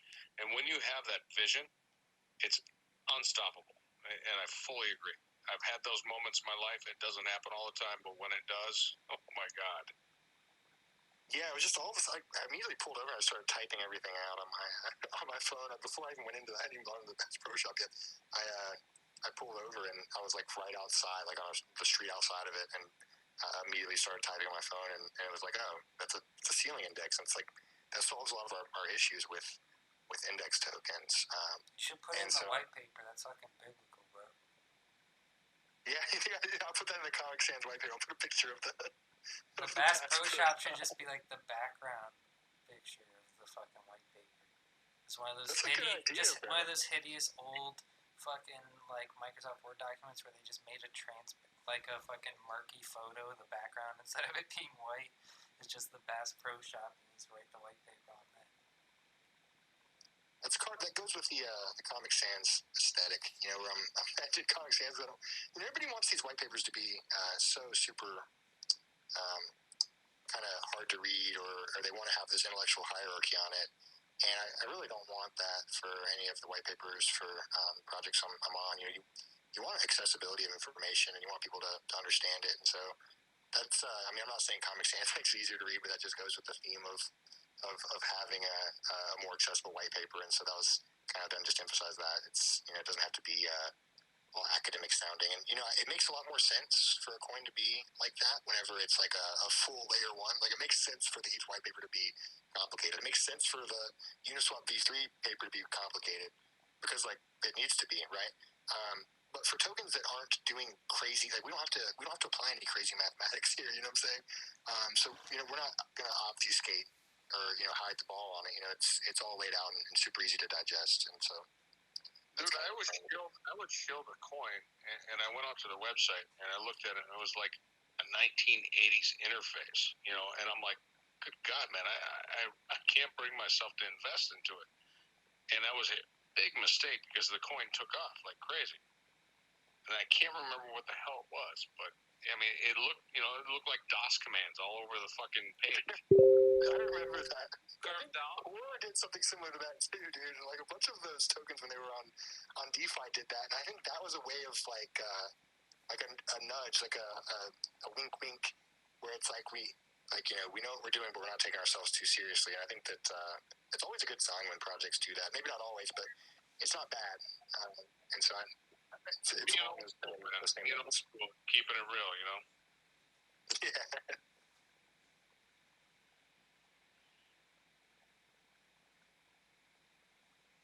Ultra, out of curiosity, like, what other NFT projects are you super bullish on right now? Well, I like Reptilian Coin, RPTC. I like them a lot. They're doing NFT comics and other forms of media. I think they're planning out a show and stuff like that. And I think stuff like that's really cool, where you have media that is it's a way of crowdsourcing funding to produce artistic content. I think that as we move into this new kind of age of the economy, we're going through you hear it all the time. People say, we're going through like a second industrial revolution, and we're going through a collapse of the labor market is essentially what's happening, and we're having a collapse of the labor market at the same time as a collapse upwards of fiat currency, where it's, I guess the currency's not collapsing upwards, but it's causing asset prices to collapse upwards because of the hyperinflationary nature. And so we've got a very complex geopolitical and global economic system that is collapsing in a very particular way. And what's happening is our labor market, we don't need, most of the, Andrew Yang in a certain way is right about a lot of this. Is like, we're not going to need truck drivers soon. We're not going to need, cashiers, a lot of these retail positions soon. But that doesn't mean that people don't still deserve to, to have the ability to create. And so, I think that something that machines can't do is they can't make art that the same art that humans can, at least. And I think that for the foreseeable future, that's going to be the case, where they can make certain specialized things, but like the innovation is still going to be coming from the human mind for the foreseeable future, and hopefully forever. Hopefully we don't get taken over by machines. But I think NFTs, it's a really big bull case for me, is for funding not just regular art, but also different artistic forms of media. And I think that it's exciting to me. So I'm really bullish on them. And then I'm bullish on a lot of the infrastructure. I'm bullish on being able to loan NFTs. I think that's going to become really important. And yeah, so I think the whole space as a whole is obviously getting a lot more mainstream support, and we're going to see a lot more corporate interaction into NFTs, and we already have been seeing a ton. We see Taco Bell and all these places are dropping NFTs. We see eBay letting NFTs be sold on the platform. We see Christie's doing it. NFTs aren't going anywhere. It's they're only going up for a long time, and I think that we're still very early in the space. And I don't think that every NFT that's made now is going to be worth something. But I think that you have just like being early in anything, getting early in on NFT kind of tech, and even the NFTs themselves for something that you like and something that you think has good appeal. It has good tokenomics. Tokenomics matter a lot for NFTs. That's something that some people don't realize. And so I think if you get into projects that are good, I think the whole space as a whole is going to be very bullish for the foreseeable future. And I think that the majority of that bullish is going to be on the Ethereum blockchain. It's the imperfection of the human mind that makes us unique. That's what separates us from logic computers. Ultra, I got a question for you. You were talking about NFT infrastructure, and I was wondering whether you heard of this project called Upshot. I think I've read something about that. What is it? Yeah, so the only reason that I know about it is because I don't know if it's an official Edge and Node product or not, but the core team behind the Graph token, there seems to be a lot of folks from there that are involved with it, so I'm not sure if it's officially like part of that or not. But basically, it's an NFT curation protocol or system or whatever you want to call it. And that's something that like at least I struggle with, because I don't I'm not some kind of art evaluator. I have no idea what this stuff is worth.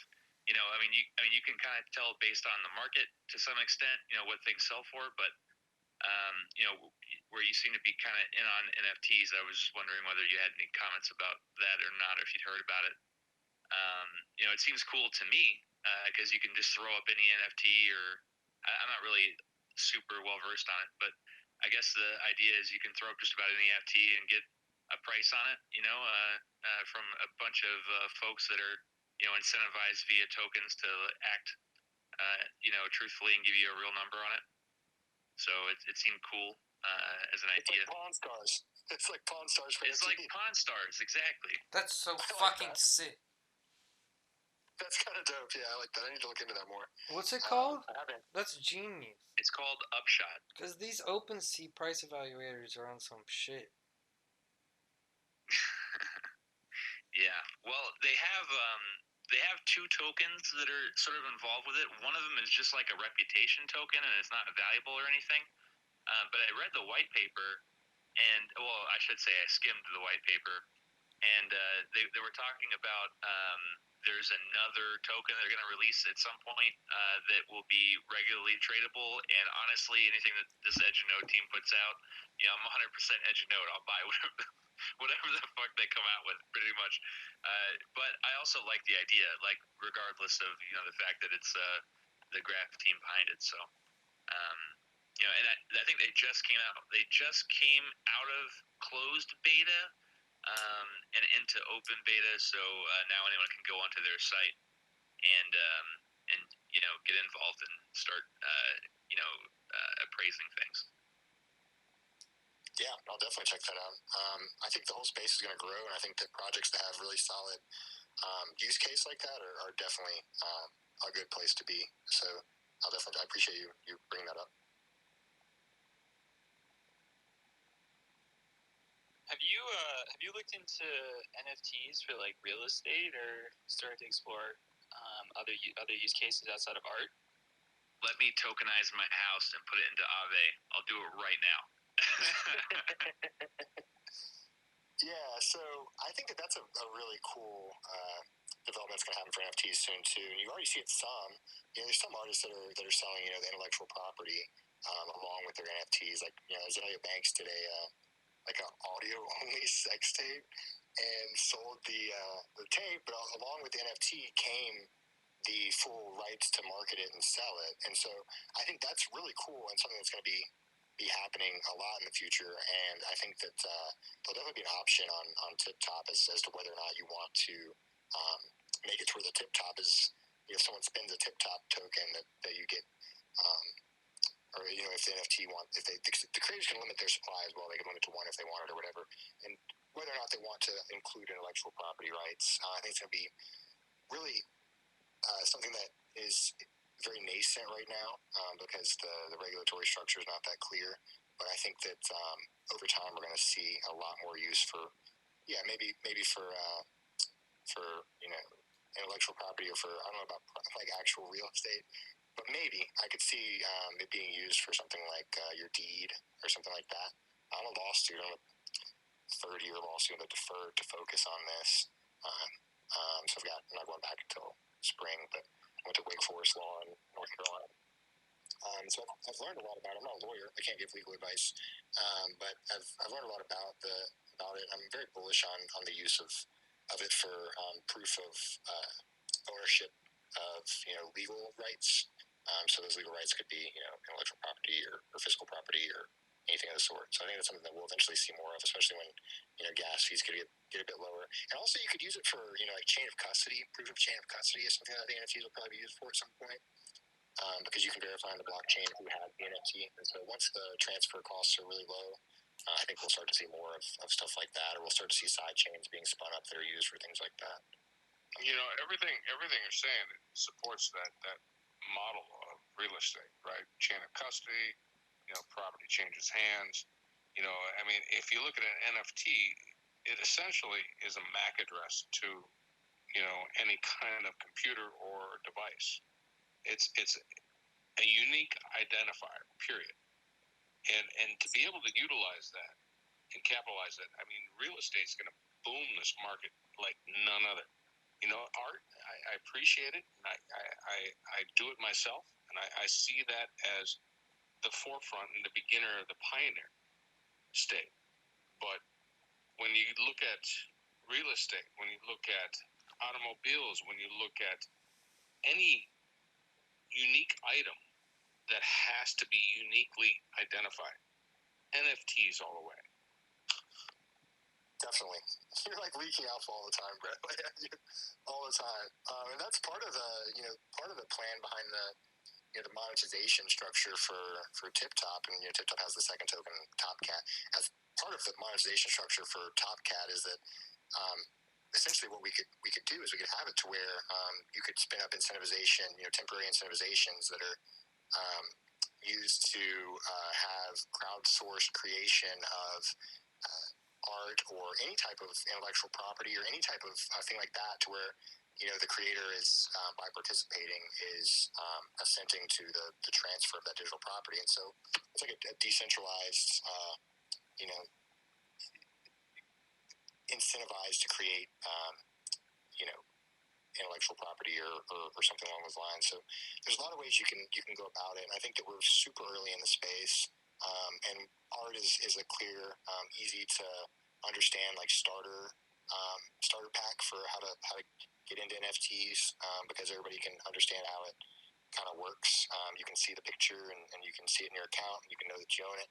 And eventually, I think that as the space grows more, we'll get more and more into that kind of a little bit more complex stuff. I think that there's something to be said with NFTs for data and online identity. I think that I'm ultraxbt.eth. That means that you can find my Ethereum address by going to ultraxbt.eth. And so I think that there's a lot of use cases that'll be there, because people aren't going to keep the same wallet forever. For various reasons, people are going to want to change wallets. And so I think there's even something to be said for I'm like an Ethereum scholar, which means that I have a picture with Vitalik and stuff like that.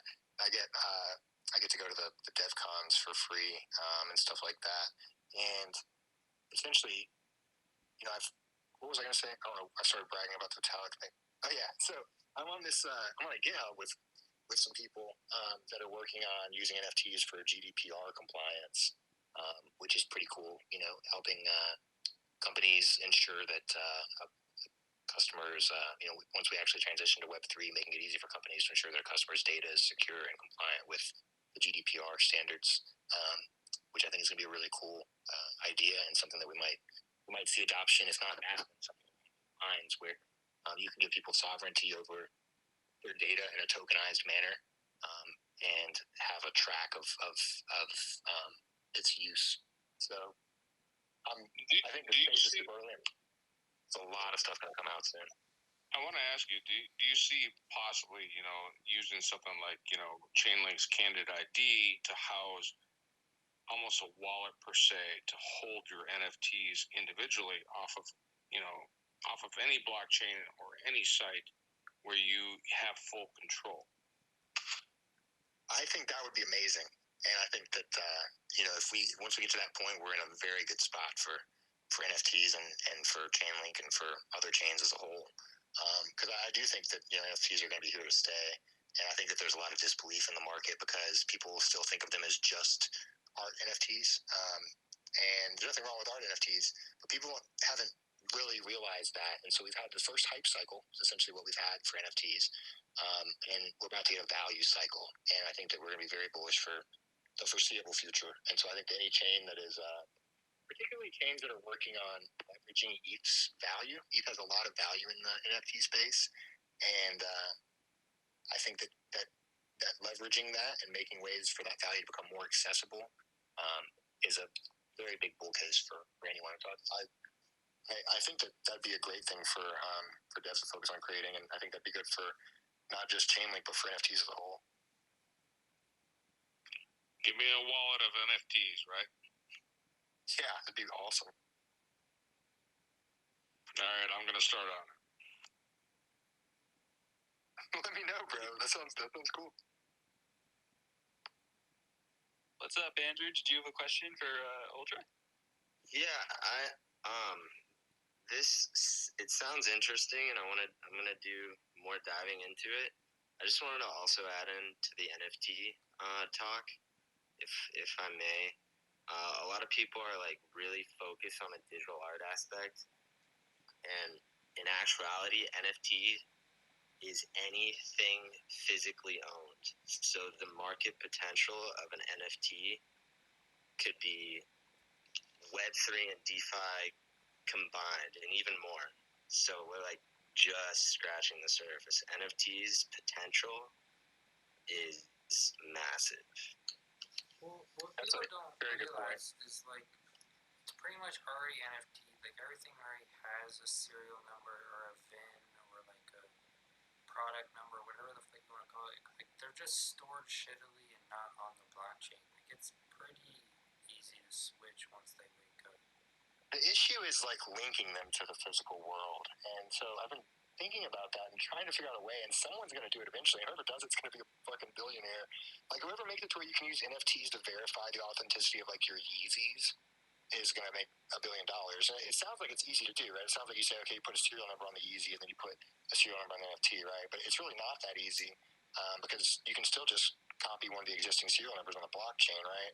And so you have to find a way to link the physical items. I do think there is going to be a massive market there. But I think the market, you don't even need to look at that. You can look at all digital item sales and then extrapolate the NFT market value to that. And then as an added bonus, any physical item that would need to be verified, you could certainly will come up with a solution at some point. You know, I was thinking maybe you could do like a Google Auth type thing, like a TOTP device, like time-based one-time password device, and have that link to some type of verification service NFT. It's just really hard to do it in a decentralized way because, you know, with the way the TOTP works is that you're locking a seed on, and so if you lock a seed on a blockchain, then you're going to be able to view it on a blockchain. But if you could come up with some type of way of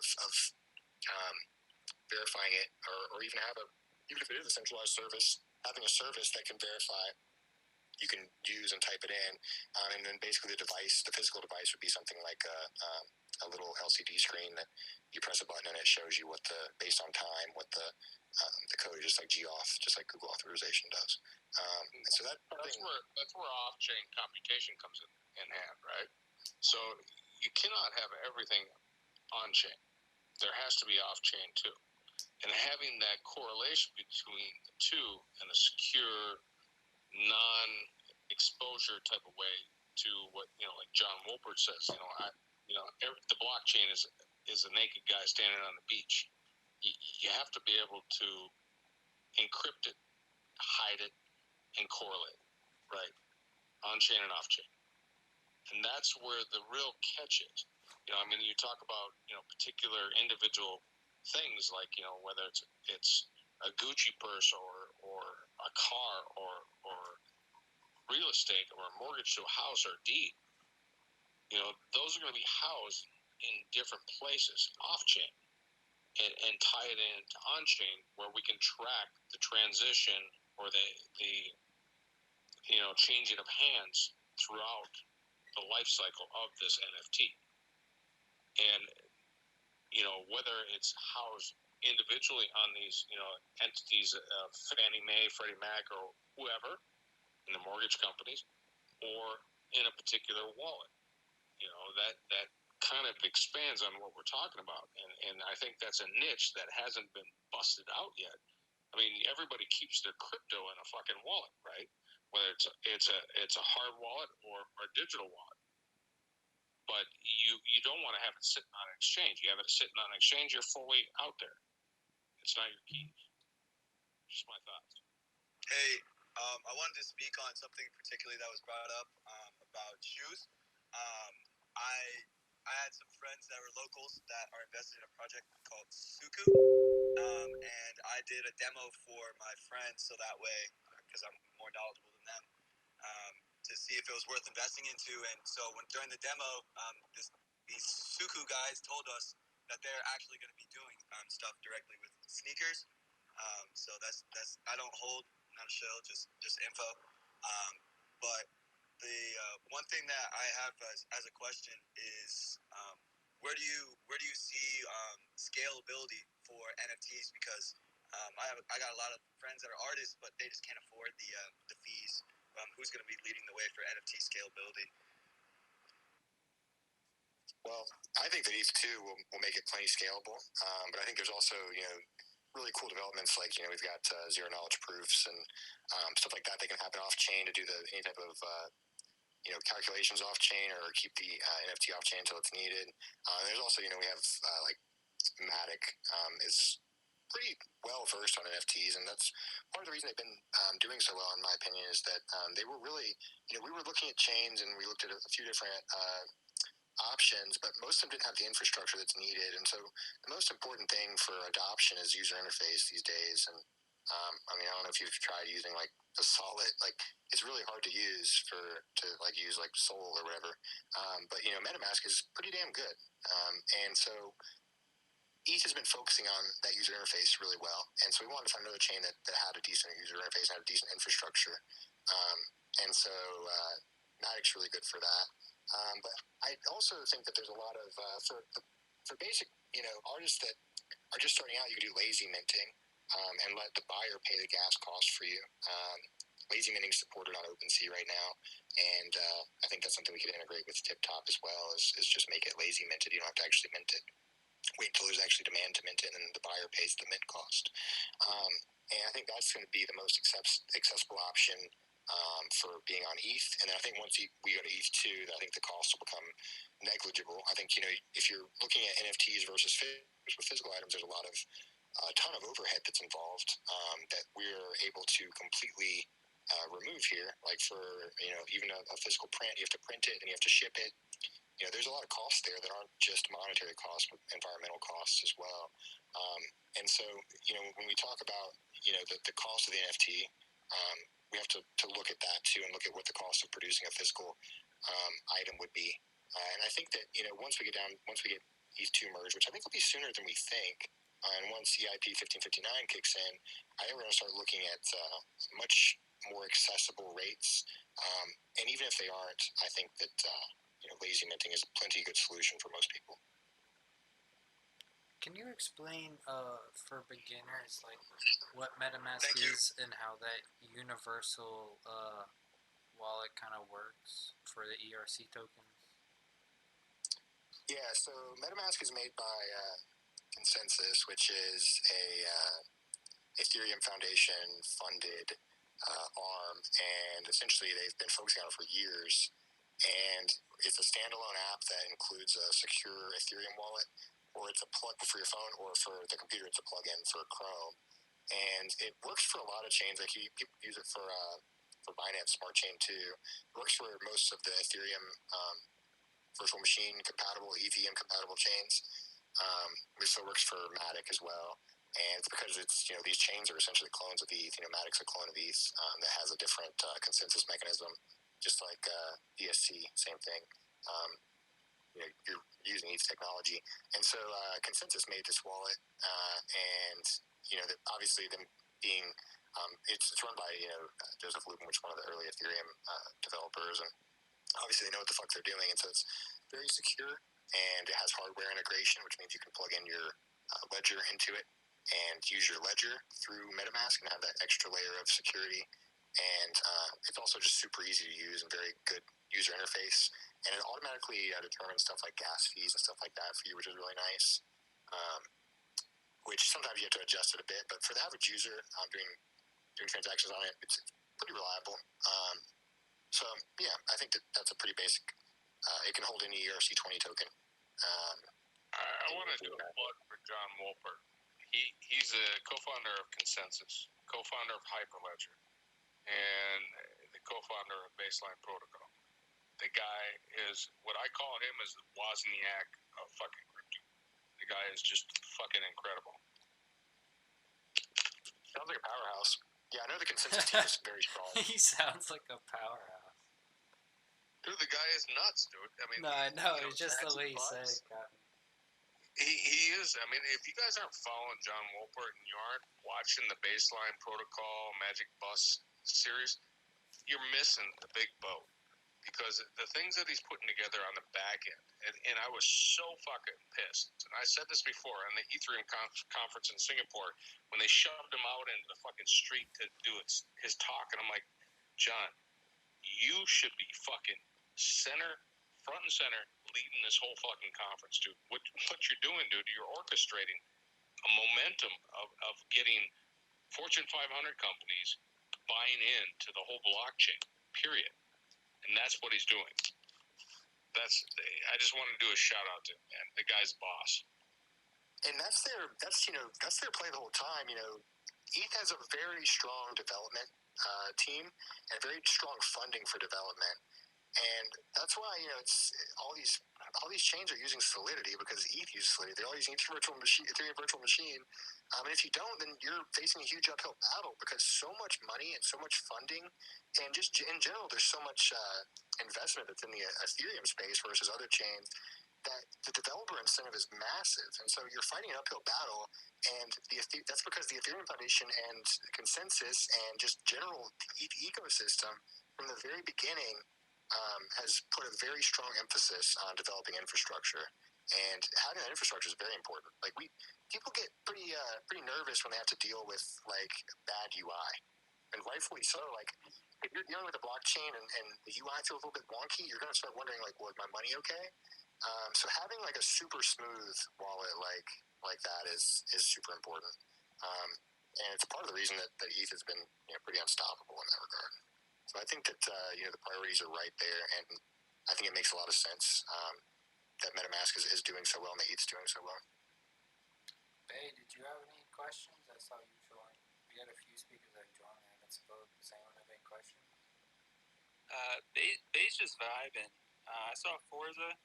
Do you have any questions? No questions at the moment, guys. I'm just listening in. What's the core topic here? Is it just Ethereum specifically? You guys looking at any other layer 1 chains and speaking about those, or just speaking about ETH tonight? We're focused right now on NFTs.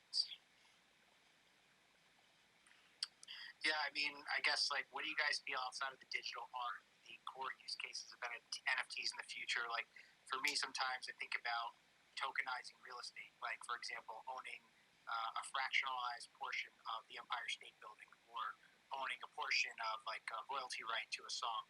So what do you guys maybe want to inject a little bit into the future of NFTs outside of this digital art craze, which I personally feel is a bubble?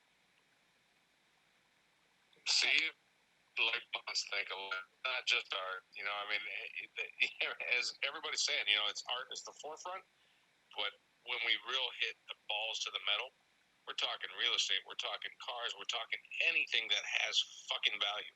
Everything is NFT.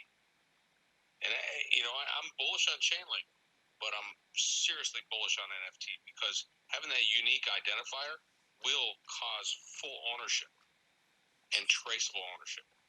To go off that, I totally agree, and I think a big market for NFTs is land, because oftentimes we see land just getting bought up by government agencies or like forcing people out of their land. But if there was some way to enforce it with an NFT that you strictly own a certain acreage to this point, like this GPS location. Exactly. How many people have been fucked out of their land because they couldn't trace it back far enough on the ownership? That's what I'm thinking. Like in the smart contract of the NFT that has the coordinates and all that. Like I'm not an advocate, and I'm not a smart contract developer. But that's just like what I would think could be a benefit of NFTs. Whether we're tracing a fucking tangerine from Africa, getting to fucking Minnesota, Minneapolis, and into a fucking Whole Foods, it's having that trackability. That's the capability of the blockchain. Then we apply it to the unique identifier of the NFT, having that ability to track the life cycle end to end. You know what this is reminiscent to me is when you look at a CMDB, change management database, right? And you have CIs, configuration items. Having those unique identifiers, you only put configuration items into a CMDB when they have value. And when they have value, you want to track them from fucking beginning to end. And you want to track everything that has an interaction with that. And that is exactly what we're doing with NFTs. And we're talking NFTs on real estate. Well, fucking put NFTs inside an organization. Now your CIs have been replaced by NFTs. So, I mean, the aspect and the application is fucking mind-blowing, guys. We're looking at a forefront of a beginning of an epiphany. I can't even begin to tell you. I mean, this is what I do all fucking day long. Yeah. And I'm seeing this. Go ahead. It's kind of just like what Sergey elaborates on in the Lex Friedman interview. Is like, I don't know, you can talk about different use cases all day long, but at the end of the day, codifying human agreements and making it an undeniable truth that's verifiable works in every human arrangement of all time ever. Like, you can apply it to any person, any field, any genre, it doesn't matter. Once humans have codified agreements that's undeniable and that the whole world runs off that, it doesn't matter if you sell cars, houses, or art, you have to use it. And it's only what about for identity, like KYC, for example? Kind of like a zero knowledge proof where you wouldn't have to necessarily expose or give your personally identifiable information to another party, but for example, you could confirm you're a U.S. citizen or you're from some domicile, for example. Could that be like an application as well? See, that's where it kind of splits, and I think that's where Chainlink is taken off on their aspect of candid ID. Could you handle that in an NFT? Possibly, but will it fully fulfill the functionality? I don't think so. I mean, all the aspects of your ID, think about the aspect, and I'm not trying to hijack this whole conversation, but think about the aspect of a candid ID of credit card, breaches, data breaches, or healthcare. All of that shit will go away because you own the information. And when you own the information, it cannot be linked to anywhere else. You use an NFT possibly to tie it in, and when an insurance company wants to query that information, all they get is the NFT. They don't get your crucial information, your social. Exactly.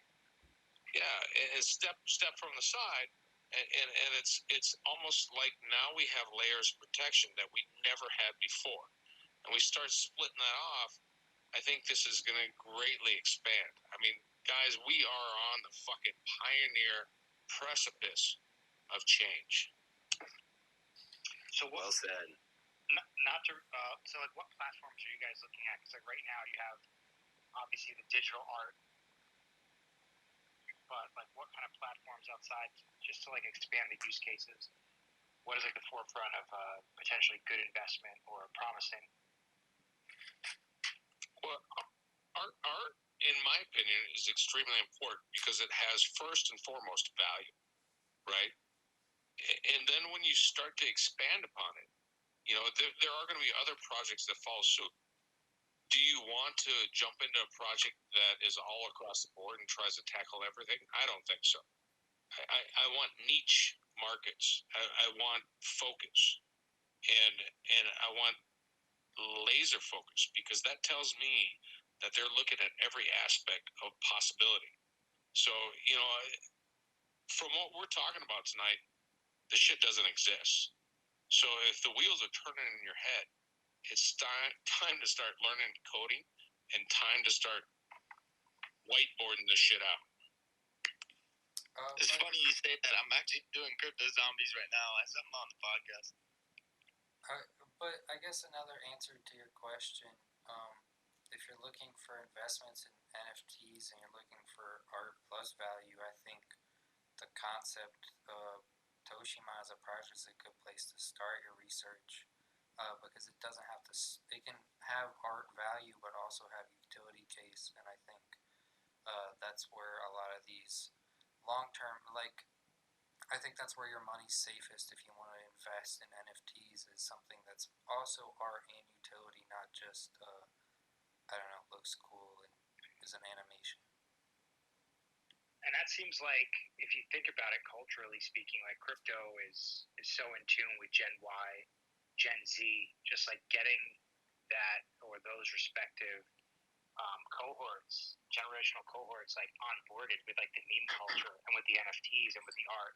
It's a shoe-in that the next iteration, it's almost like you're not even going to be knowing you're using blockchain, for example. It's just a very easy user experience, but you'll get onboarded with the meme culture. So it's almost like this perfect marrying of these practical application with the artwork and the meme culture. So it's definitely going to blow up, but I just feel like right now it's definitely saturated and just needs to expand the use case. I don't really think it's saturated yet. I think that the art NFTs are, we're in a hype cycle, and I think that a lot of people. I think the main issue that happens is that people think that the top's all blown off the NFT market or it's saturated because they don't. They're factoring in one particular sector of the market. And that sector of the market is a bunch of indie artists that are flooding in, and that's really what we're trying to solve with TipTop. We're doing two projects here. We have Toshimon and TipTop, and Toshimon is I think really good for beginners in the space. It has a little bit of everything. We've got NFTs, but not just art NFTs. NFTs that are collectible, and the NFTs themselves have good tokenomics. They're deflationary, and then they're also utility NFTs, and so people can play a game with them. And then we also have LP NFTs, which allow people to do DeFi stuff. So we're an NFT project that has DeFi components, and so it's a really good starter project. And then with TipTop is solving a lot of the issues with what caused this kind of hype cycle, and that issue is that it only feels like a bubble because there's so many NFTs out there, but it's not very decentralized. For us to tell people they can't make any NFTs, right? And so with TipTop, we're ensuring demand before we make supply. Price and value is an equilibrium of supply and demand. And so if there's not demand, if there's not people that are actually liking it and enjoying the creation and engaging with it, if there's not enough, then there's no supply. And so that right there in itself is solving a lot of that issue. But NFTs are so much more than just art. NFTs are art. That's one thing they can be, but it's tying on the blockchain. It's a ledger of who owns any type of digital item. And so there's so much more to it. It's not just a JPEG or anything like that. There's a lot that goes into it. How about a loan collateralized by an NFT with the underlying NFT representative of a title to a home, for example?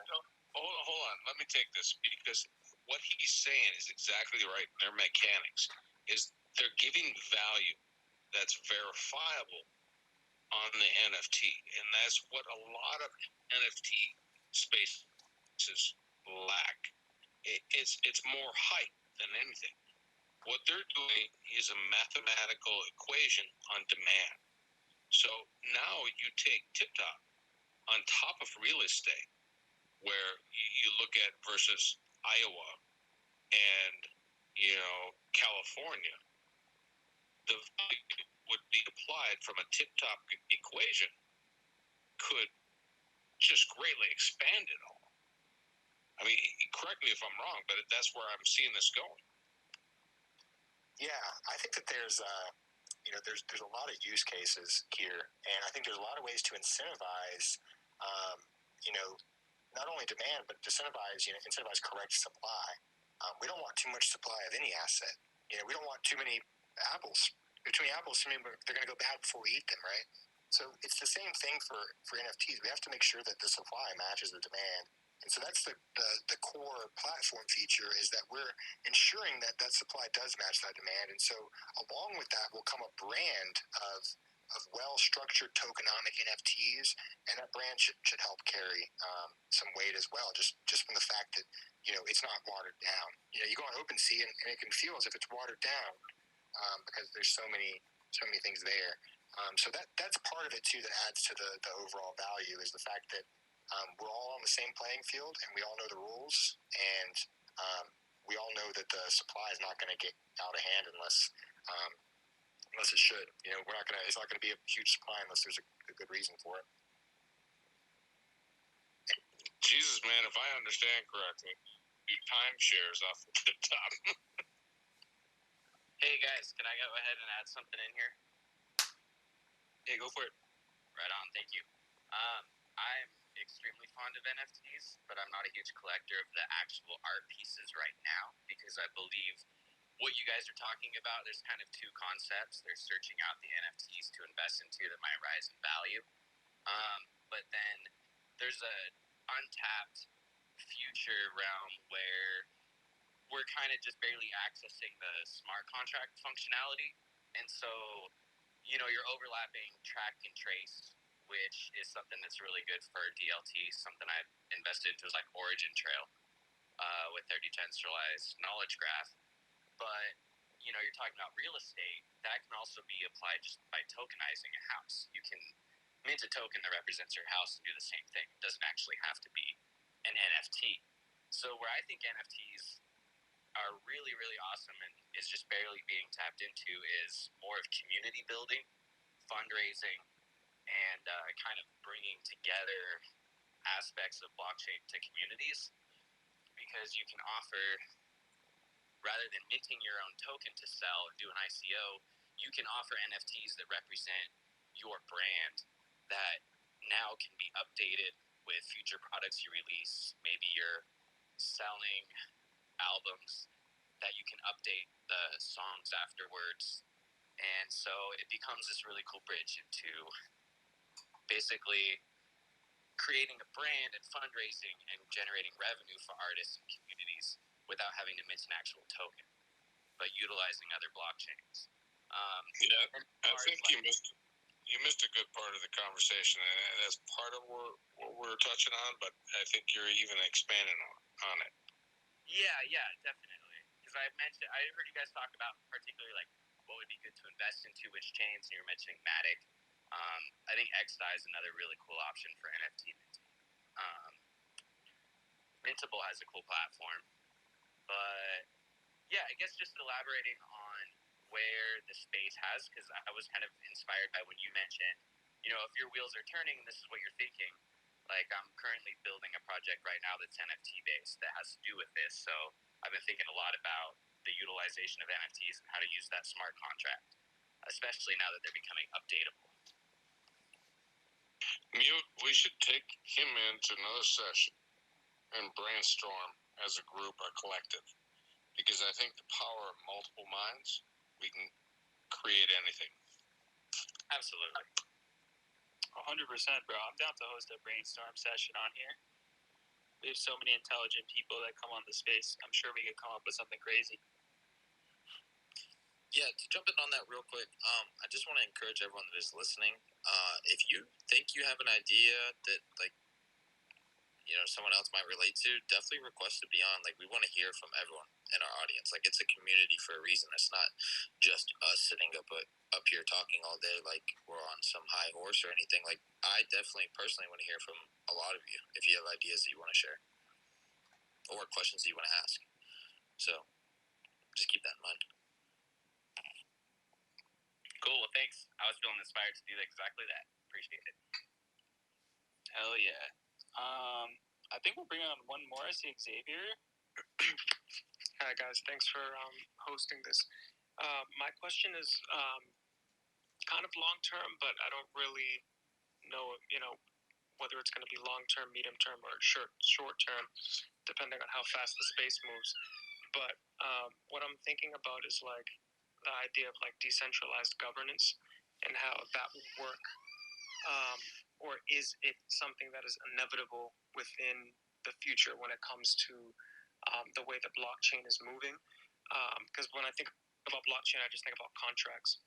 And inevitably, when you think about it in terms of size and scale, governance is social contract. And it's a system of social contracts.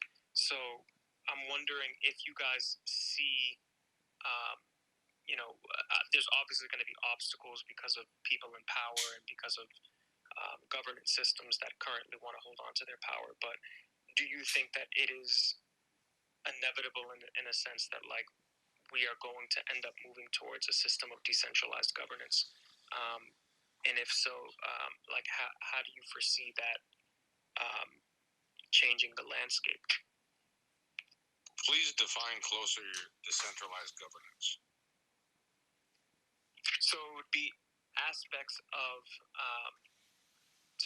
anything that is required of a social contract. So for instance, like voting, for instance, right? Like voting can be something that is done through the blockchain.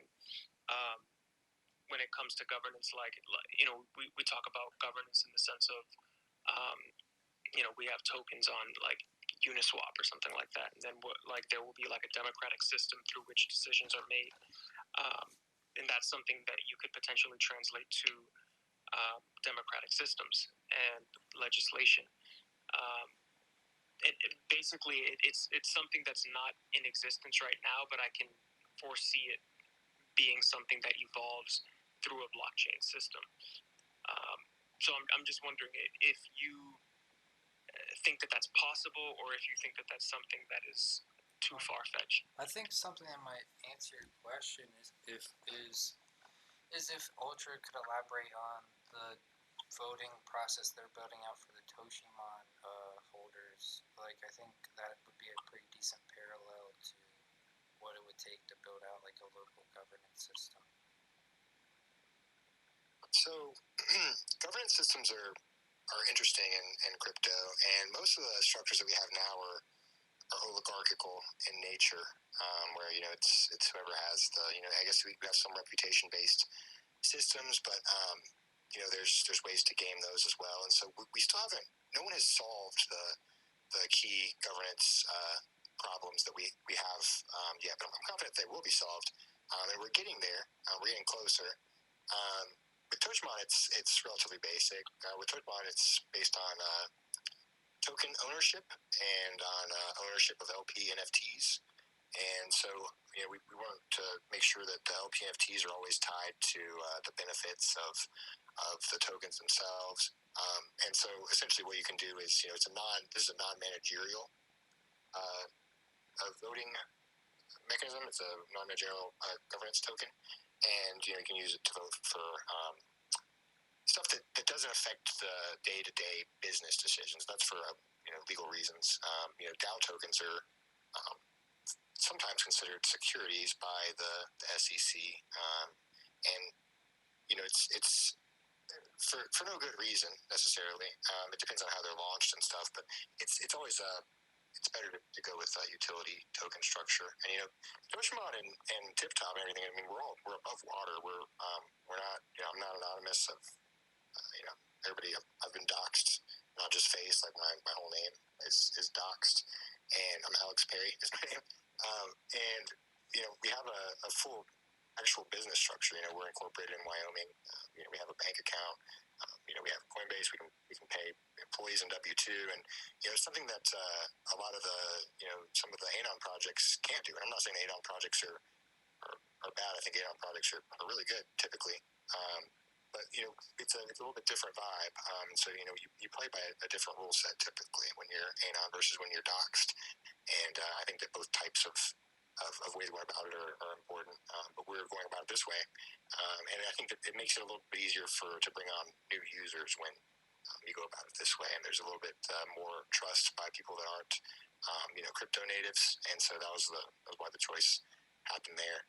But yeah, it's a governance token, and essentially you can do you're essentially voting to determine if with Toshimon we're gonna have tournaments, and we're gonna have like bracketed tournaments, and we're gonna have wagering. And so when you have those aspects, you want to have the community get some sort of input to make sure that the game doesn't get crazy overpowered or anything like that, or is crazy off balance. Or if one meta is way too powerful, then changes will need to be made. And it's always better to have that decision made by people that are stakeholders and that are in the maybe stakeholders is a bad word, but they have a stake in the future of the game and of the cards and of the ecosystem as a whole. And so that's the idea behind the governance for Toshimon is to give that power back to people that are invested, not just monetarily, but from a time standpoint, like emotionally in the ecosystem. And the reason I had Alex explain is that right, one where you have that question? one second. Sorry, Connor, but this is important. Go for it. Go ahead, bud. Well, I was just saying the reason I had him explain it in a gaming sense, right, is because once you realize the basics, you realize that doesn't have to work just in game, right? Like the community is the holders, and they decide everything, right? And if you hear like, oh, you don't want the game, you don't want a character in the game being overpowered, well, if you change that to, oh, we don't want our taxes going towards this, or we don't want this governor here anymore, like that's just a direct translation of how on a bigger scale it works the same way. You just have to have the power into the community through financial incentive. And that's just in general. But what we want to, the speaker's question was about like how is governance moving in general. But like Wyoming is like becoming a crypto haven, and didn't they recently like acknowledge the status, the legal status officially of a DAO, recognizing it as an LLC? So I think it's moving in that direction. It seems like if other states want to compete, it's just game theory. They're gonna hopefully open up and recognize. Wyoming is favorable. Yeah, we're incorporated in Wyoming. That's correct. Yeah, so like yeah, but don't we have to avoid ownership having value, right? I mean, each individual, at least in the United States, has a voice. And if you own more than somebody else, I mean, why would that still give you more of a voice on a vote? And that's the 1-to-1 ratio that we need to stick to. Yeah, I guess the key issue that is yet to be solved is the issue of new entrants into a DAO. Because I think that it makes a lot of sense for some projects. Like I think it actually makes decent sense for Toshimon for it to be relatively oligarchical in nature. And there's plans for rewards will be done in governance tokens and in LP NFTs. So whenever someone wins a tournament, they'll get that stake, and that kind of makes a lot of sense. But the whole problem hasn't been solved yet, though, because it's for the crypto. We're trying to be accessible to people of all socioeconomic backgrounds as much as we can. And so there's the issue with making it. You can't just have anybody walk in either, because then we don't know their identity, and we don't know that someone's not just making a bunch of wallets or something like that. So eventually, I think that the solution probably comes in some sort of Turing test, some sort of proof of human that allows you to participate in a DAO. And I think that a proof of human as a prerequisite is probably where it goes, but I think we're a ways off. Right. We have a two-party scenario. One is a 1-to-1 ratio when it talks to governance and voting, and the other one is a shareholder perspective, like a shareholder in a stock. Correct. Yeah, and that's what I was going to say to you, Crapu, is if a community were to want to run off of a DAO, right, it would have to be just the 1-to-1 ownership thing. Just check that, make sure you do own the community token so you can be involved. Not that whoever has the most community tokens has the most say. It's just a way to verify you are helping support this community. Like, for example, in the Toshimon sense, I got access to the beta because they could verify that I was an LP stakeholder through one of the NFTs, but it didn't matter how many I had. All I had to do was have one. And so that gave me an option to be a part of the community. So if you do that model in a neighborhood, right, it doesn't matter if you own 25 Winding Ridge tokens, right? As long as you own one Winding Ridge token, you get to say what the Winding Ridge neighborhood votes on. Fucking Connor, I love you, dude, because you know what you're talking about is an HOA. We're gonna vote in our community. Exactly, and that's what. And these systems in the HOA, people don't really interact. Like I lived mostly in the suburbs most of my life. They don't really interact with each other, right? Like there's a few people who are making the decisions for a majority of the neighborhood, and most people are too busy to vote and get involved and protest the decisions the HOA is making. But if you make it like a poll system that every week or every month or every year the community goes to the local thing, and as long as you have the made up a neighborhood named Winding Ridge token, you can vote on what the future of the Winding Ridge neighborhood does. Mute, we got way too much fucking alpha coming out of this session. It's so based. So that's another use case for NFTs and based technology, right? It's like if you make that Winding Ridge token 25 cents, as long as you pay for the gas, you can still be verified on the blockchain that you own that. It doesn't have to be expensive, right?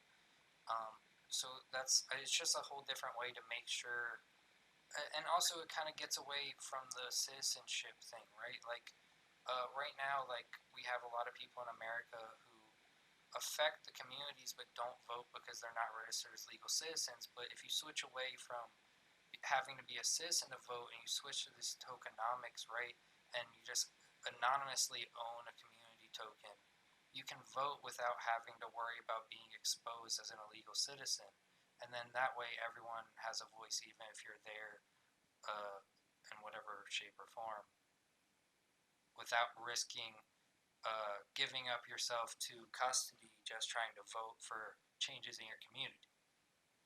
There's a lot of dynamics in this, and wow. I mean, I'm looking at this aspect, and I'm getting fucking goosebumps left and right. I can't even begin to tell you guys. Looking at the evolution of technology, I mean, I'm talking from the beginning of the fucking internet. What we're looking at is an evolution to a scale that we've never seen in our lifetimes. So, you think... Go ahead. I just want to give you another, cool use case. Ultra brought up this project I've been watching. I don't invest in any of it, but it's called Cope, right? And it's based around the concept of crypto Twitter. And it's a community token, and your Cope account's kind of tied to your Twitter account, and if you post successful trades and successful TA, right, you get rewarded through Cope, and the people who over time are the more consistent traders get more attention in the community, right? So it's just like these whole systems that just verify truth and success over hype, or making sure you're a citizen without exposing yourself. I don't really like Coke that much. No, but the concept is cool, I just want right? to put that out there. I don't want it to seem like I'm like a big Coke guy. But I do think it probably goes up. I think the number goes up on it for sure. But yeah, well, just off what about the DNS one? Where you could tie the DNS on the blockchain to your Twitter account, therefore nobody could overtake, and you could always have it forever. So the main thing about Cope is designed to incentivize volume on the SBF products. Solana and Ethereum and FTX will be in the mix soon. Even with the tokenomics, it's very clear that it's done to incentivize volume and trade volume, and so that's why there's infinite bid on it. That's why it's going to keep going up, is because of that, and that's why they're all the protocol tokens are being airdropped to Cope wallets, because in general that's the lead token of the platform, and it's pretty funny because it just shows that that's the whole fucking reason for Sol is to just get SBF more money, and that's exactly what he's doing. And I'm not gonna sit and glorp on SBF's dick like the rest of Twitter does. The dude's not a he's a profit maximalist, and there's I guess that's fine or whatever it is, but it's not all just beanbags and Solana socks. The point of Sol is to decrease volume on actual dexes. That's what it's being used for. It's being used in a battle against Uniswap and other actually decentralized exchanges. And that's what Sushi Swap was too. It's Sam's attempt to take down Uniswap because it was threatening his profits. These dexes create an existential threat for centralized exchanges, and that's why I'm so bullish on Uniswap, is because I think that right now we're watching the end of centralized spot exchanges. I think maybe centralized leverage exchanges stay around for a while. Those will be necessary for a while to for fiat on ramps particularly and stuff like that. And for spot fiat on ramps as well. But we're not going to need to see a lot of that volume. A lot of that volume is going to be on dexes, and so that's why he's on Solana. That's why he's on Solana to hype Serum, and that's why we have Cope. It's because Cope is designed to increase trading volume, and it's all just a big circle jerk of trying to get more money onto the chain. And it is glaringly obvious that Cope was at least backed by Alameda. It was listed within 2 days of an airdrop on Sol, and it's their flagship token that is literally its whole purpose is just to increase volume. Bro, so it's just a big Ponzi. But I had to get it out of you somehow. I was trying to go pro Cope to get you to speak up on it. Is that what you wanted, bro? Yeah, I didn't want to just be like, tell me about Cope. Wow. I knew you weren't. I know you better than that. Yeah, no. I was just curious on how. And I knew if you were worked up about it, you might explain it a little different.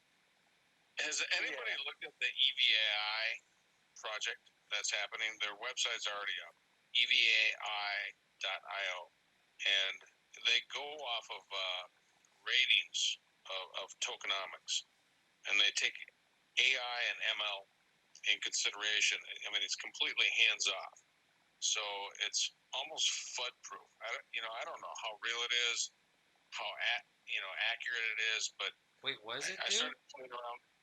Huh? What is it trying to do?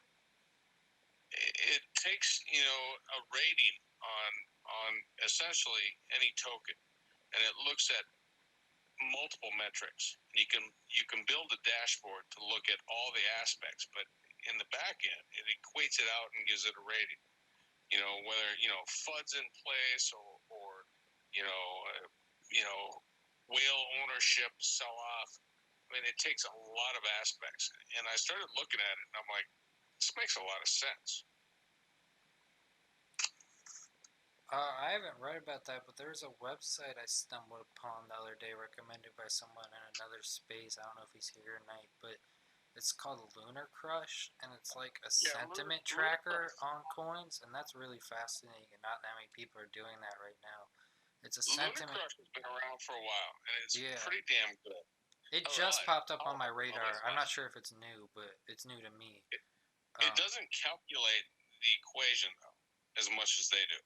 From what I see, in my personal opinion. I mean, evai.io, I looked at it, and I created a dashboard, and I started looking at it.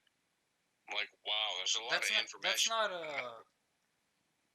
That's not the Link Modern Society guys project, is it? No. His is Mechanic Trader. Oh, that's it. Yeah, and I think his aspects of what he's putting together is above and beyond that, because it includes the capability of following shadow trading, utilizing bot portions, and then payback. I mean, it has a lot of good monetary effects. I think the dynamics is pretty huge on it. Definitely.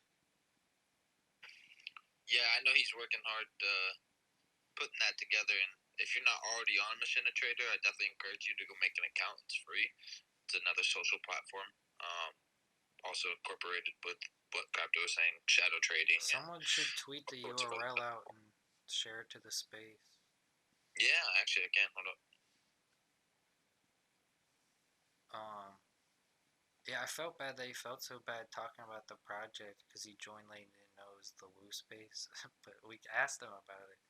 But he just kept apologizing. I felt good. I flagged him out, dude. I want to see everything. I want to hear everything, and I appreciate everybody's input. And Ultra XBD, I'm looking at your shit, and I'm like, it sounds fucking fascinating, dude. And I think having this capability of having conversations where we can cross-reference and put the brains together, I think everybody benefits. Yeah, man, collaboration is huge for stuff like this, because there's stuff that someone might not see that someone else will see really clearly, and being able to work together on stuff like this is massive. So I always like to be in a space where there's a lot of people that are interested and deep into it, and it's good for everybody to have these types of conversations. I'm an old fucktard, dude. And I'm an old IT guy. But by God, man, I've made a shitload off of crypto, and I'll continue to make a shitload off of crypto, because I see where the direction of this technology is going. And we are so fucking early. That's what matters, man. Like, you see it, and obviously you have a great understanding of it and a good grasp of where the space is going.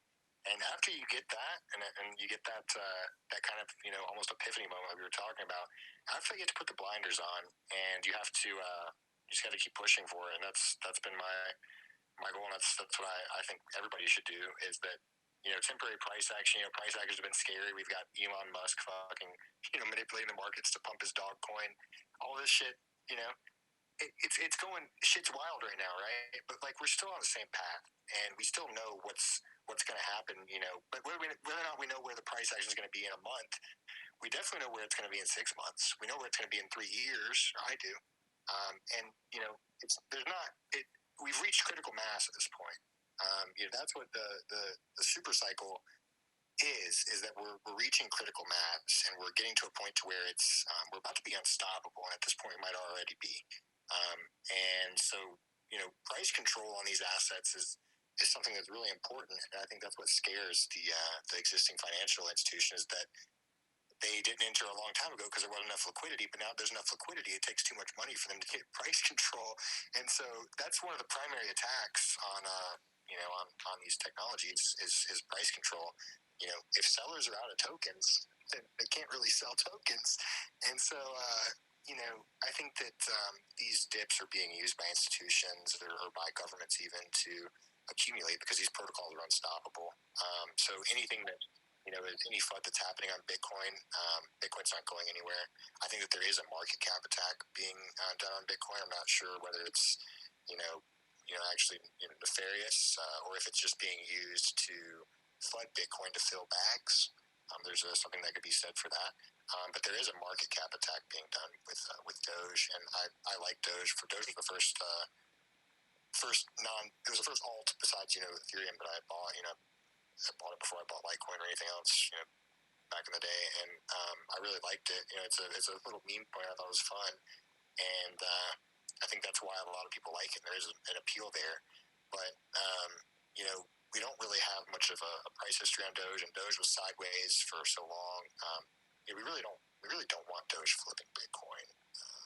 It's kind of sketch. So Doge flipping Bitcoin does open up a path for ETH to flip Bitcoin. I'm much more comfortable with ETH flipping Bitcoin than I am with Doge flipping Bitcoin, because I think ETH, has a different use case. But I think the key thing that we're finding out is that market cap as a metric is kind of a fucking joke, and that if sellers don't have any tokens, then market cap doesn't fucking matter. And that's why we can moon shit. Like that's why we can pump Toshi to 1K, is because eventually sellers run out of tokens. And if you have good tokenomics and it's not inflationary or not super inflationary, then that's what happens. But the issue with Doge is we're printing 10,000 every minute. 10,000 Doge. So miners are just fucking rolling it down. You're full on correct about this situation, right? First and foremost, fuck Elon Musk. He is bending people over the barrel for a lot of things, and I think he's using Doge to fund his moon mission. To be honest, I think that's what he's flipping it for. I don't think it's a realistic, or even obtainable solution to a monetary Tesla coin for transition. That's just not going to happen. But what we're seeing here, dude, I mean, we're seeing a serious fucking change, man. And I get jacked about it, and I can't say it enough. I'm looking at this. What we're seeing is the evolution of a lot of things, whether it's deeds or economics or green evolution. I mean, there are so many forefronts that we are capturing and monetizing and controlling throughout this industry. I mean, everybody needs to calm the fuck down, because when you see this ups and downs, it's just trying to shake you out. Honest to God. You are in the beginning. Go ahead. Sorry. No, I'm just saying you're in the beginning, and you will reap huge rewards. Ultra, I don't know if you saw, I can try and find the clip, but Suzu, one of the people that also believes in the ETH flippening, right? He said he was talking to another, ETH long-term investor, and he said the question isn't, if the Ethereum, flippening happens and it surpasses Bitcoin, right? What happens to Bitcoin? It's he predicted that Doge would flip Bitcoin next, essentially just sending Bitcoin all the way to zero, way back to a slow store of value. If that amount of wealth really leaves Bitcoin and gold for Ethereum in the flippening situation, and tokens like Doge and Litecoin and all the alternatives follow, does that just continuously push Bitcoin down? I guess that was kind of the theory that Suzu was talking about, is if it flips, it's just everything else, the momentum is just going to keep rotating out of Bitcoin, sending it lower and lower. So I'm not sure. I'm really not sure. And I think it's really hard to be sure. I think that's a probability play or a probability take that he's taking. I mean, he definitely has a lot more info than I have. And he's smarter than me, so maybe he knows. But that being said, it doesn't seem to me as if that's really knowable what's going to happen with Bitcoin. But I think that in a perfect world, I think we don't flip Bitcoin. In a perfect world, I think it's Bitcoin, Ethereum, and Link are the top three. I think that's a rational market.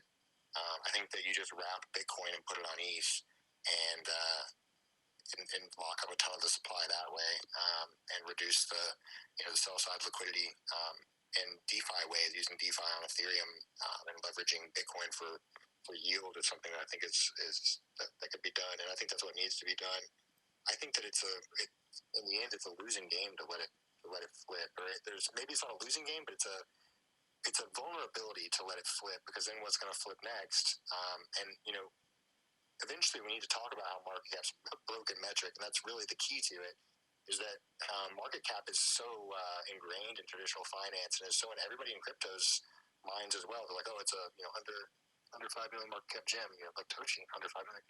And it's going to go to 500 million, or it's going to, or whatever, like it better buy now because it's a low market cap, or better buy now, can't buy now because it's a high market cap. When in reality, Doge was a great play when it was number 50, but everybody in crypto thought so, But it's like they were looking at market cap, right? And they were saying, oh, well, this issuance. Well, it's like, well, the sellers are what mattered. But if we start letting stuff flip Bitcoin, I can make a token right now that has a market cap higher than Bitcoin. I can log on to fucking Uniswap right now, and I can mint a new token that has 10 trillion supply, and then I can mint it all to myself, and then I can place liquidity onto Uniswap with 1 ETH and 1 token, and then now my token has a market cap of 1 trillion or 10 trillion ETH, right? And it's like, okay, market cap's bullshit. Doesn't make any sense. Yeah, that's the It's part all of about the BTC's hash rate and security. If you can't be comparable, I mean, Dogecoin is not even fucking touching that realm, in my opinion. Well, no, it's not the theory that Dogecoin would do it. It's just that everything else that is outside the fundamentals and that ball of money just rotates out of Bitcoin. It's such a large market cap, and all that money rotating out is so large that the pump that they can produce on anything on the Ethereum or Litecoin side just drastically flies. Everything is not market cap value, man. It has to be utility to value, utility to security. If it doesn't provide the value, then we're looking at the same thing as fucking 1999 in internet names, buying up .coms. If you're not providing the value, you cannot deliver the value. Yeah, I think that's the important thing, that all three, like you said, like in a rational market, even if it does start to flip Bitcoin, it doesn't necessarily kill it, right? Like, I still believe Bitcoin's strong enough fundamentally that if it does get surpassed by Ethereum and Chainlink, that it doesn't necessarily lose everything. And Connor, I think you're touching on a very important subject. We're in a fucking really irrational market where, XRP, ADA, and I'm sure I'm going to piss a lot of people off, with this, and Dogecoin, having the value that they do they produce what you would expect them to produce to have the value?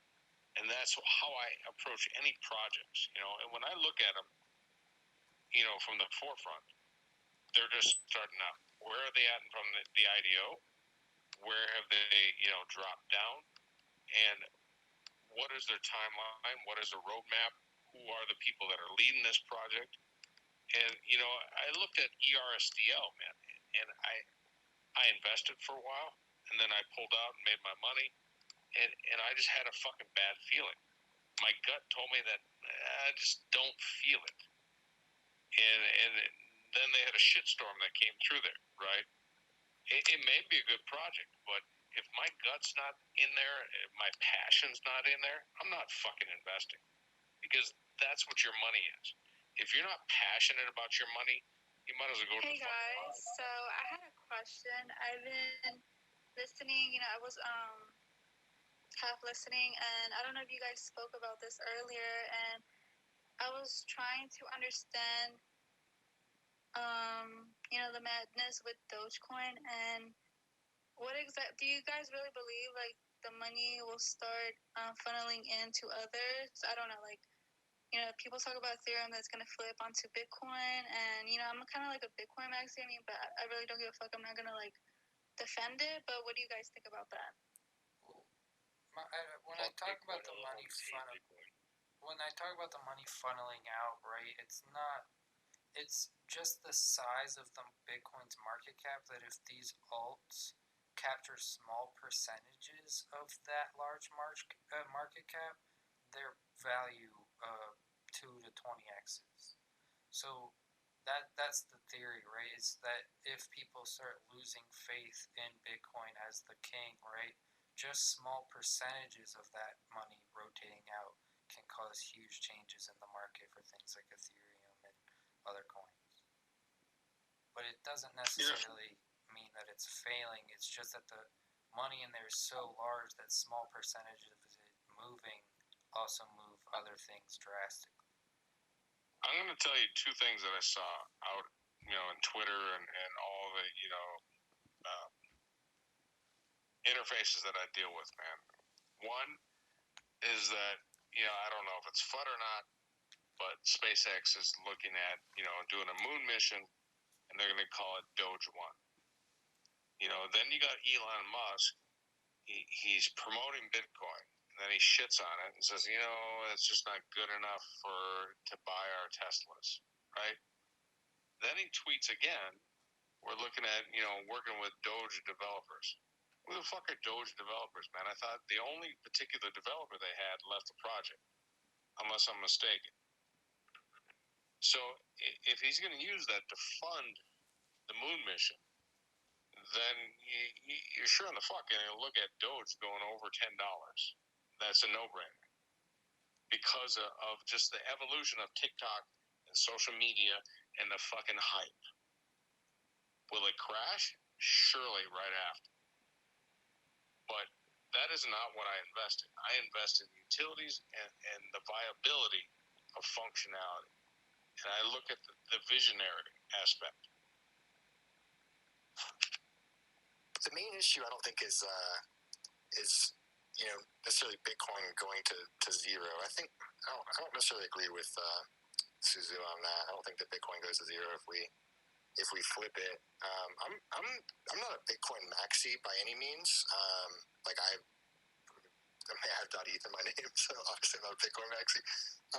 But Bitcoin got us here, and Bitcoin is very simple, and that simplicity is really powerful, I think. And I think that the main issue is one of narrative. Temporarily flipping, say for example, ETH temporarily flipping Bitcoin could maybe be an accumulation method for Bitcoin, where people are using that opportunity to for the money that's flooding out of Bitcoin into ETH during that inevitable. If it flipped, I think a ton of money would flood to ETH. And so I think that that could be an accumulation tactic, letting ETH flip Bitcoin, and that's what I would hope. But I don't know if you could really do that with Doge. It'd be so delegitimizing to let Doge flip Bitcoin. And Doge they're actively committing an attack on Bitcoin's market cap right now. It's just a Bitcoin fork. Everybody knows that. It's starting to become clear that's what's happening. And I think Doge, you choose Doge because it has that really high issuance rate, to where as long as you have pretty good control of the mining over Doge, and as long as you have good existing supply control, it doesn't really cost much to mark it up. The cost of raising something's market cap is just owning enough of the supply to where sellers can't ever, the more supply that is owned by holders than sellers, the easier to mark it up. There's no one that you have to buy from in order to, there's no taking profit on the way if they're not selling, and so it's much cheaper. So I think that's part of the reason that's probably being done. And then if it goes too far, then you start to see some older holders might start to cash out over to it, and letting a meme currency get the #1 market cap, I guess could be seen as a hurting the the overall value narrative of crypto. But I think that in reality, what it is it's a it's a evidence of how shitty market cap is as a metric. Market cap doesn't fucking make any sense. Like, it literally just doesn't make any sense. And we have to find some other metric to determine value, because someone just, it's very basic math. It's just, there's 1 million coins and each coin is 50,000, therefore the market cap is $1 trillion, or whatever. It's so dumb. It doesn't make any sense, because it doesn't matter. Price. I say there's a lot of price is like a supply. It's a equilibrium between supply and demand. But what I really mean is price is an equilibrium between effective supply and demand. Like, it doesn't matter how much supply there is. It matters how many people are willing to give supply to the market. And so that's what we're running into with Doge, is that there's a ton of supply, but there's not many sellers. All that supply is in people that want it to keep going up.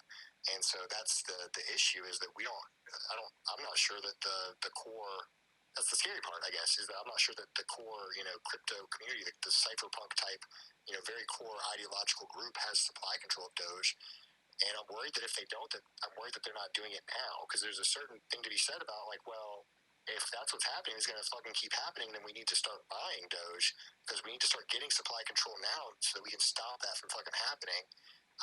And so that's a bull case too, is that if people are actually buying Doge, and trying to get that supply control, that's going to pump it too. So really, all signs pretty much lead to a Doge pump, and I think that people need to flood capital in so that we can make sure we start to sell it off before it gets into top 3 or top 4. But and that's why I brought up EVI.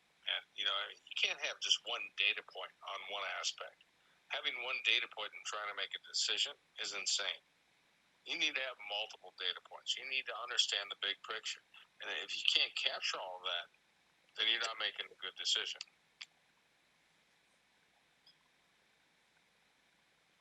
Yeah, I 100% Crypto. I think at this point, guys, this has been like a super base conversation. I do want to close it out. Ultra, any last thoughts for the audience you want to leave them with? I think I said a lot. You guys went ham on this episode, guys. This has been super based. Ultra, I just wanted to thank you for coming on the space, laying down so much alpha for all the listeners. It's been insane. I think at one point we had over 100 listeners in the space, guys. Insane. Thanks to all the speakers that came on and contributed. Thanks to all the listeners, guys. If you've been in here from the start, it's almost been 3 hours of content, so that's insane. For everyone new, guys, we do this Sunday through Thursday weekly at 10 p.m. Eastern, 8 p.m. Mountain Time. Every single week, we're always bringing on different guests. Sometimes we'll have more casual episodes. Sometimes we'll bring on special guests like Ultra to come on the show. If you guys have any suggestions around who we should bring on, what we should be doing, feel free to DM myself or Connor or Super High, anyone involved in the base space project. We'd love any feedback or suggestions of what we should be doing with the community. And for all the OG base space people in here, we are actively working on the Discord. Expect that to launch this weekend for OG listeners and OG speakers, and we'll slowly be rolling it out to the community over time. So definitely look out for tweets around that, and also be on the lookout for Sunday, guys. We already have a really sick lineup for next week in terms of speakers. Really, really excited to get that moving and grooving. Yeah, I wanted to say this has been the most intriguing, most energizing base space that we've had so far, in my opinion. I agree. So thank you, Ultra, for bringing a really interesting topic on, and I really do think the whole Toshimon thing is super interesting. Like I was telling you, I played Pokemon as a kid, so I'll definitely be checking it out. And I'm glad Connor recommended bringing you on. Connor was actually the one that reached out to us and was like, hey, we should bring him on. He's super dope, has a really good project. To go back on what Mewtwo said, anyone that is listening, if you have any ideas or people that you want us to bring on, definitely reach out to either me, 5G, Crypto, Chase, Connor, anyone on the team. Like I said, we just want to hear your feedback. This is something new, and we want to build this out and grow for the community and just keep providing alpha for everyone. So thank you for everyone that came out and spoke, and thank you for everyone that came out and listened as well. We really do appreciate it. We gotta bring on Ultra's boxing opponent next time. That's a good idea. Real rookie, yeah. I had a great time. This is awesome. You guys are a lot of knowledgeable people here, and it's always good to talk with. You don't really get to talk with crypto to people like in real life. Like they don't fucking understand. It's a pretty complicated space, and so it's really cool you'll have this here. And I think this is something that should be cherished, in general by the community. And so I'll come on, whenever. I'd love to come just hang out and chat, and more of a side role is totally awesome, and just be a part of it. I think you got a really cool thing going. So. I'll definitely come back. Yes, come back, brother. Come back. I just want to say thank you to you two for inviting me, and it's nice to put a voice to all of you, Anons. So thank you. Yeah. Sorry, me too. I was just gonna say thanks, Alex. Thanks everyone for coming on. Alex, one quick thing: we do record these. Is it okay if we upload these to the Base Space channel? Anything you said tonight, a lot of alpha. Yeah, you can. I don't care. I say the same shit on my Twitter. So. Yeah, I feel we just got like to get it on record. But yeah, I was happy to get you on, man. I love what you're doing on Twitter Space and what you're doing with Toshimon and TipTop, and I don't know, it just stepping outside of the box, man. Like not following the crowd, fucking telling the IDOs to go fuck themselves, telling Sam to go fuck themselves, telling CZ to go fuck themselves. Like, it's something we need in the space. Too many people are just sucking the dick of the money machine. You're proving that you can have solid tokenomics, get people involved, make the team money, but also make holders money without scamming anyone. And I really appreciate that. So thanks for coming on, Alex. Hope everyone enjoyed. I knew it'd be a good one. Hell yeah. And on that note, guys, I'm going to close it out. It's been real.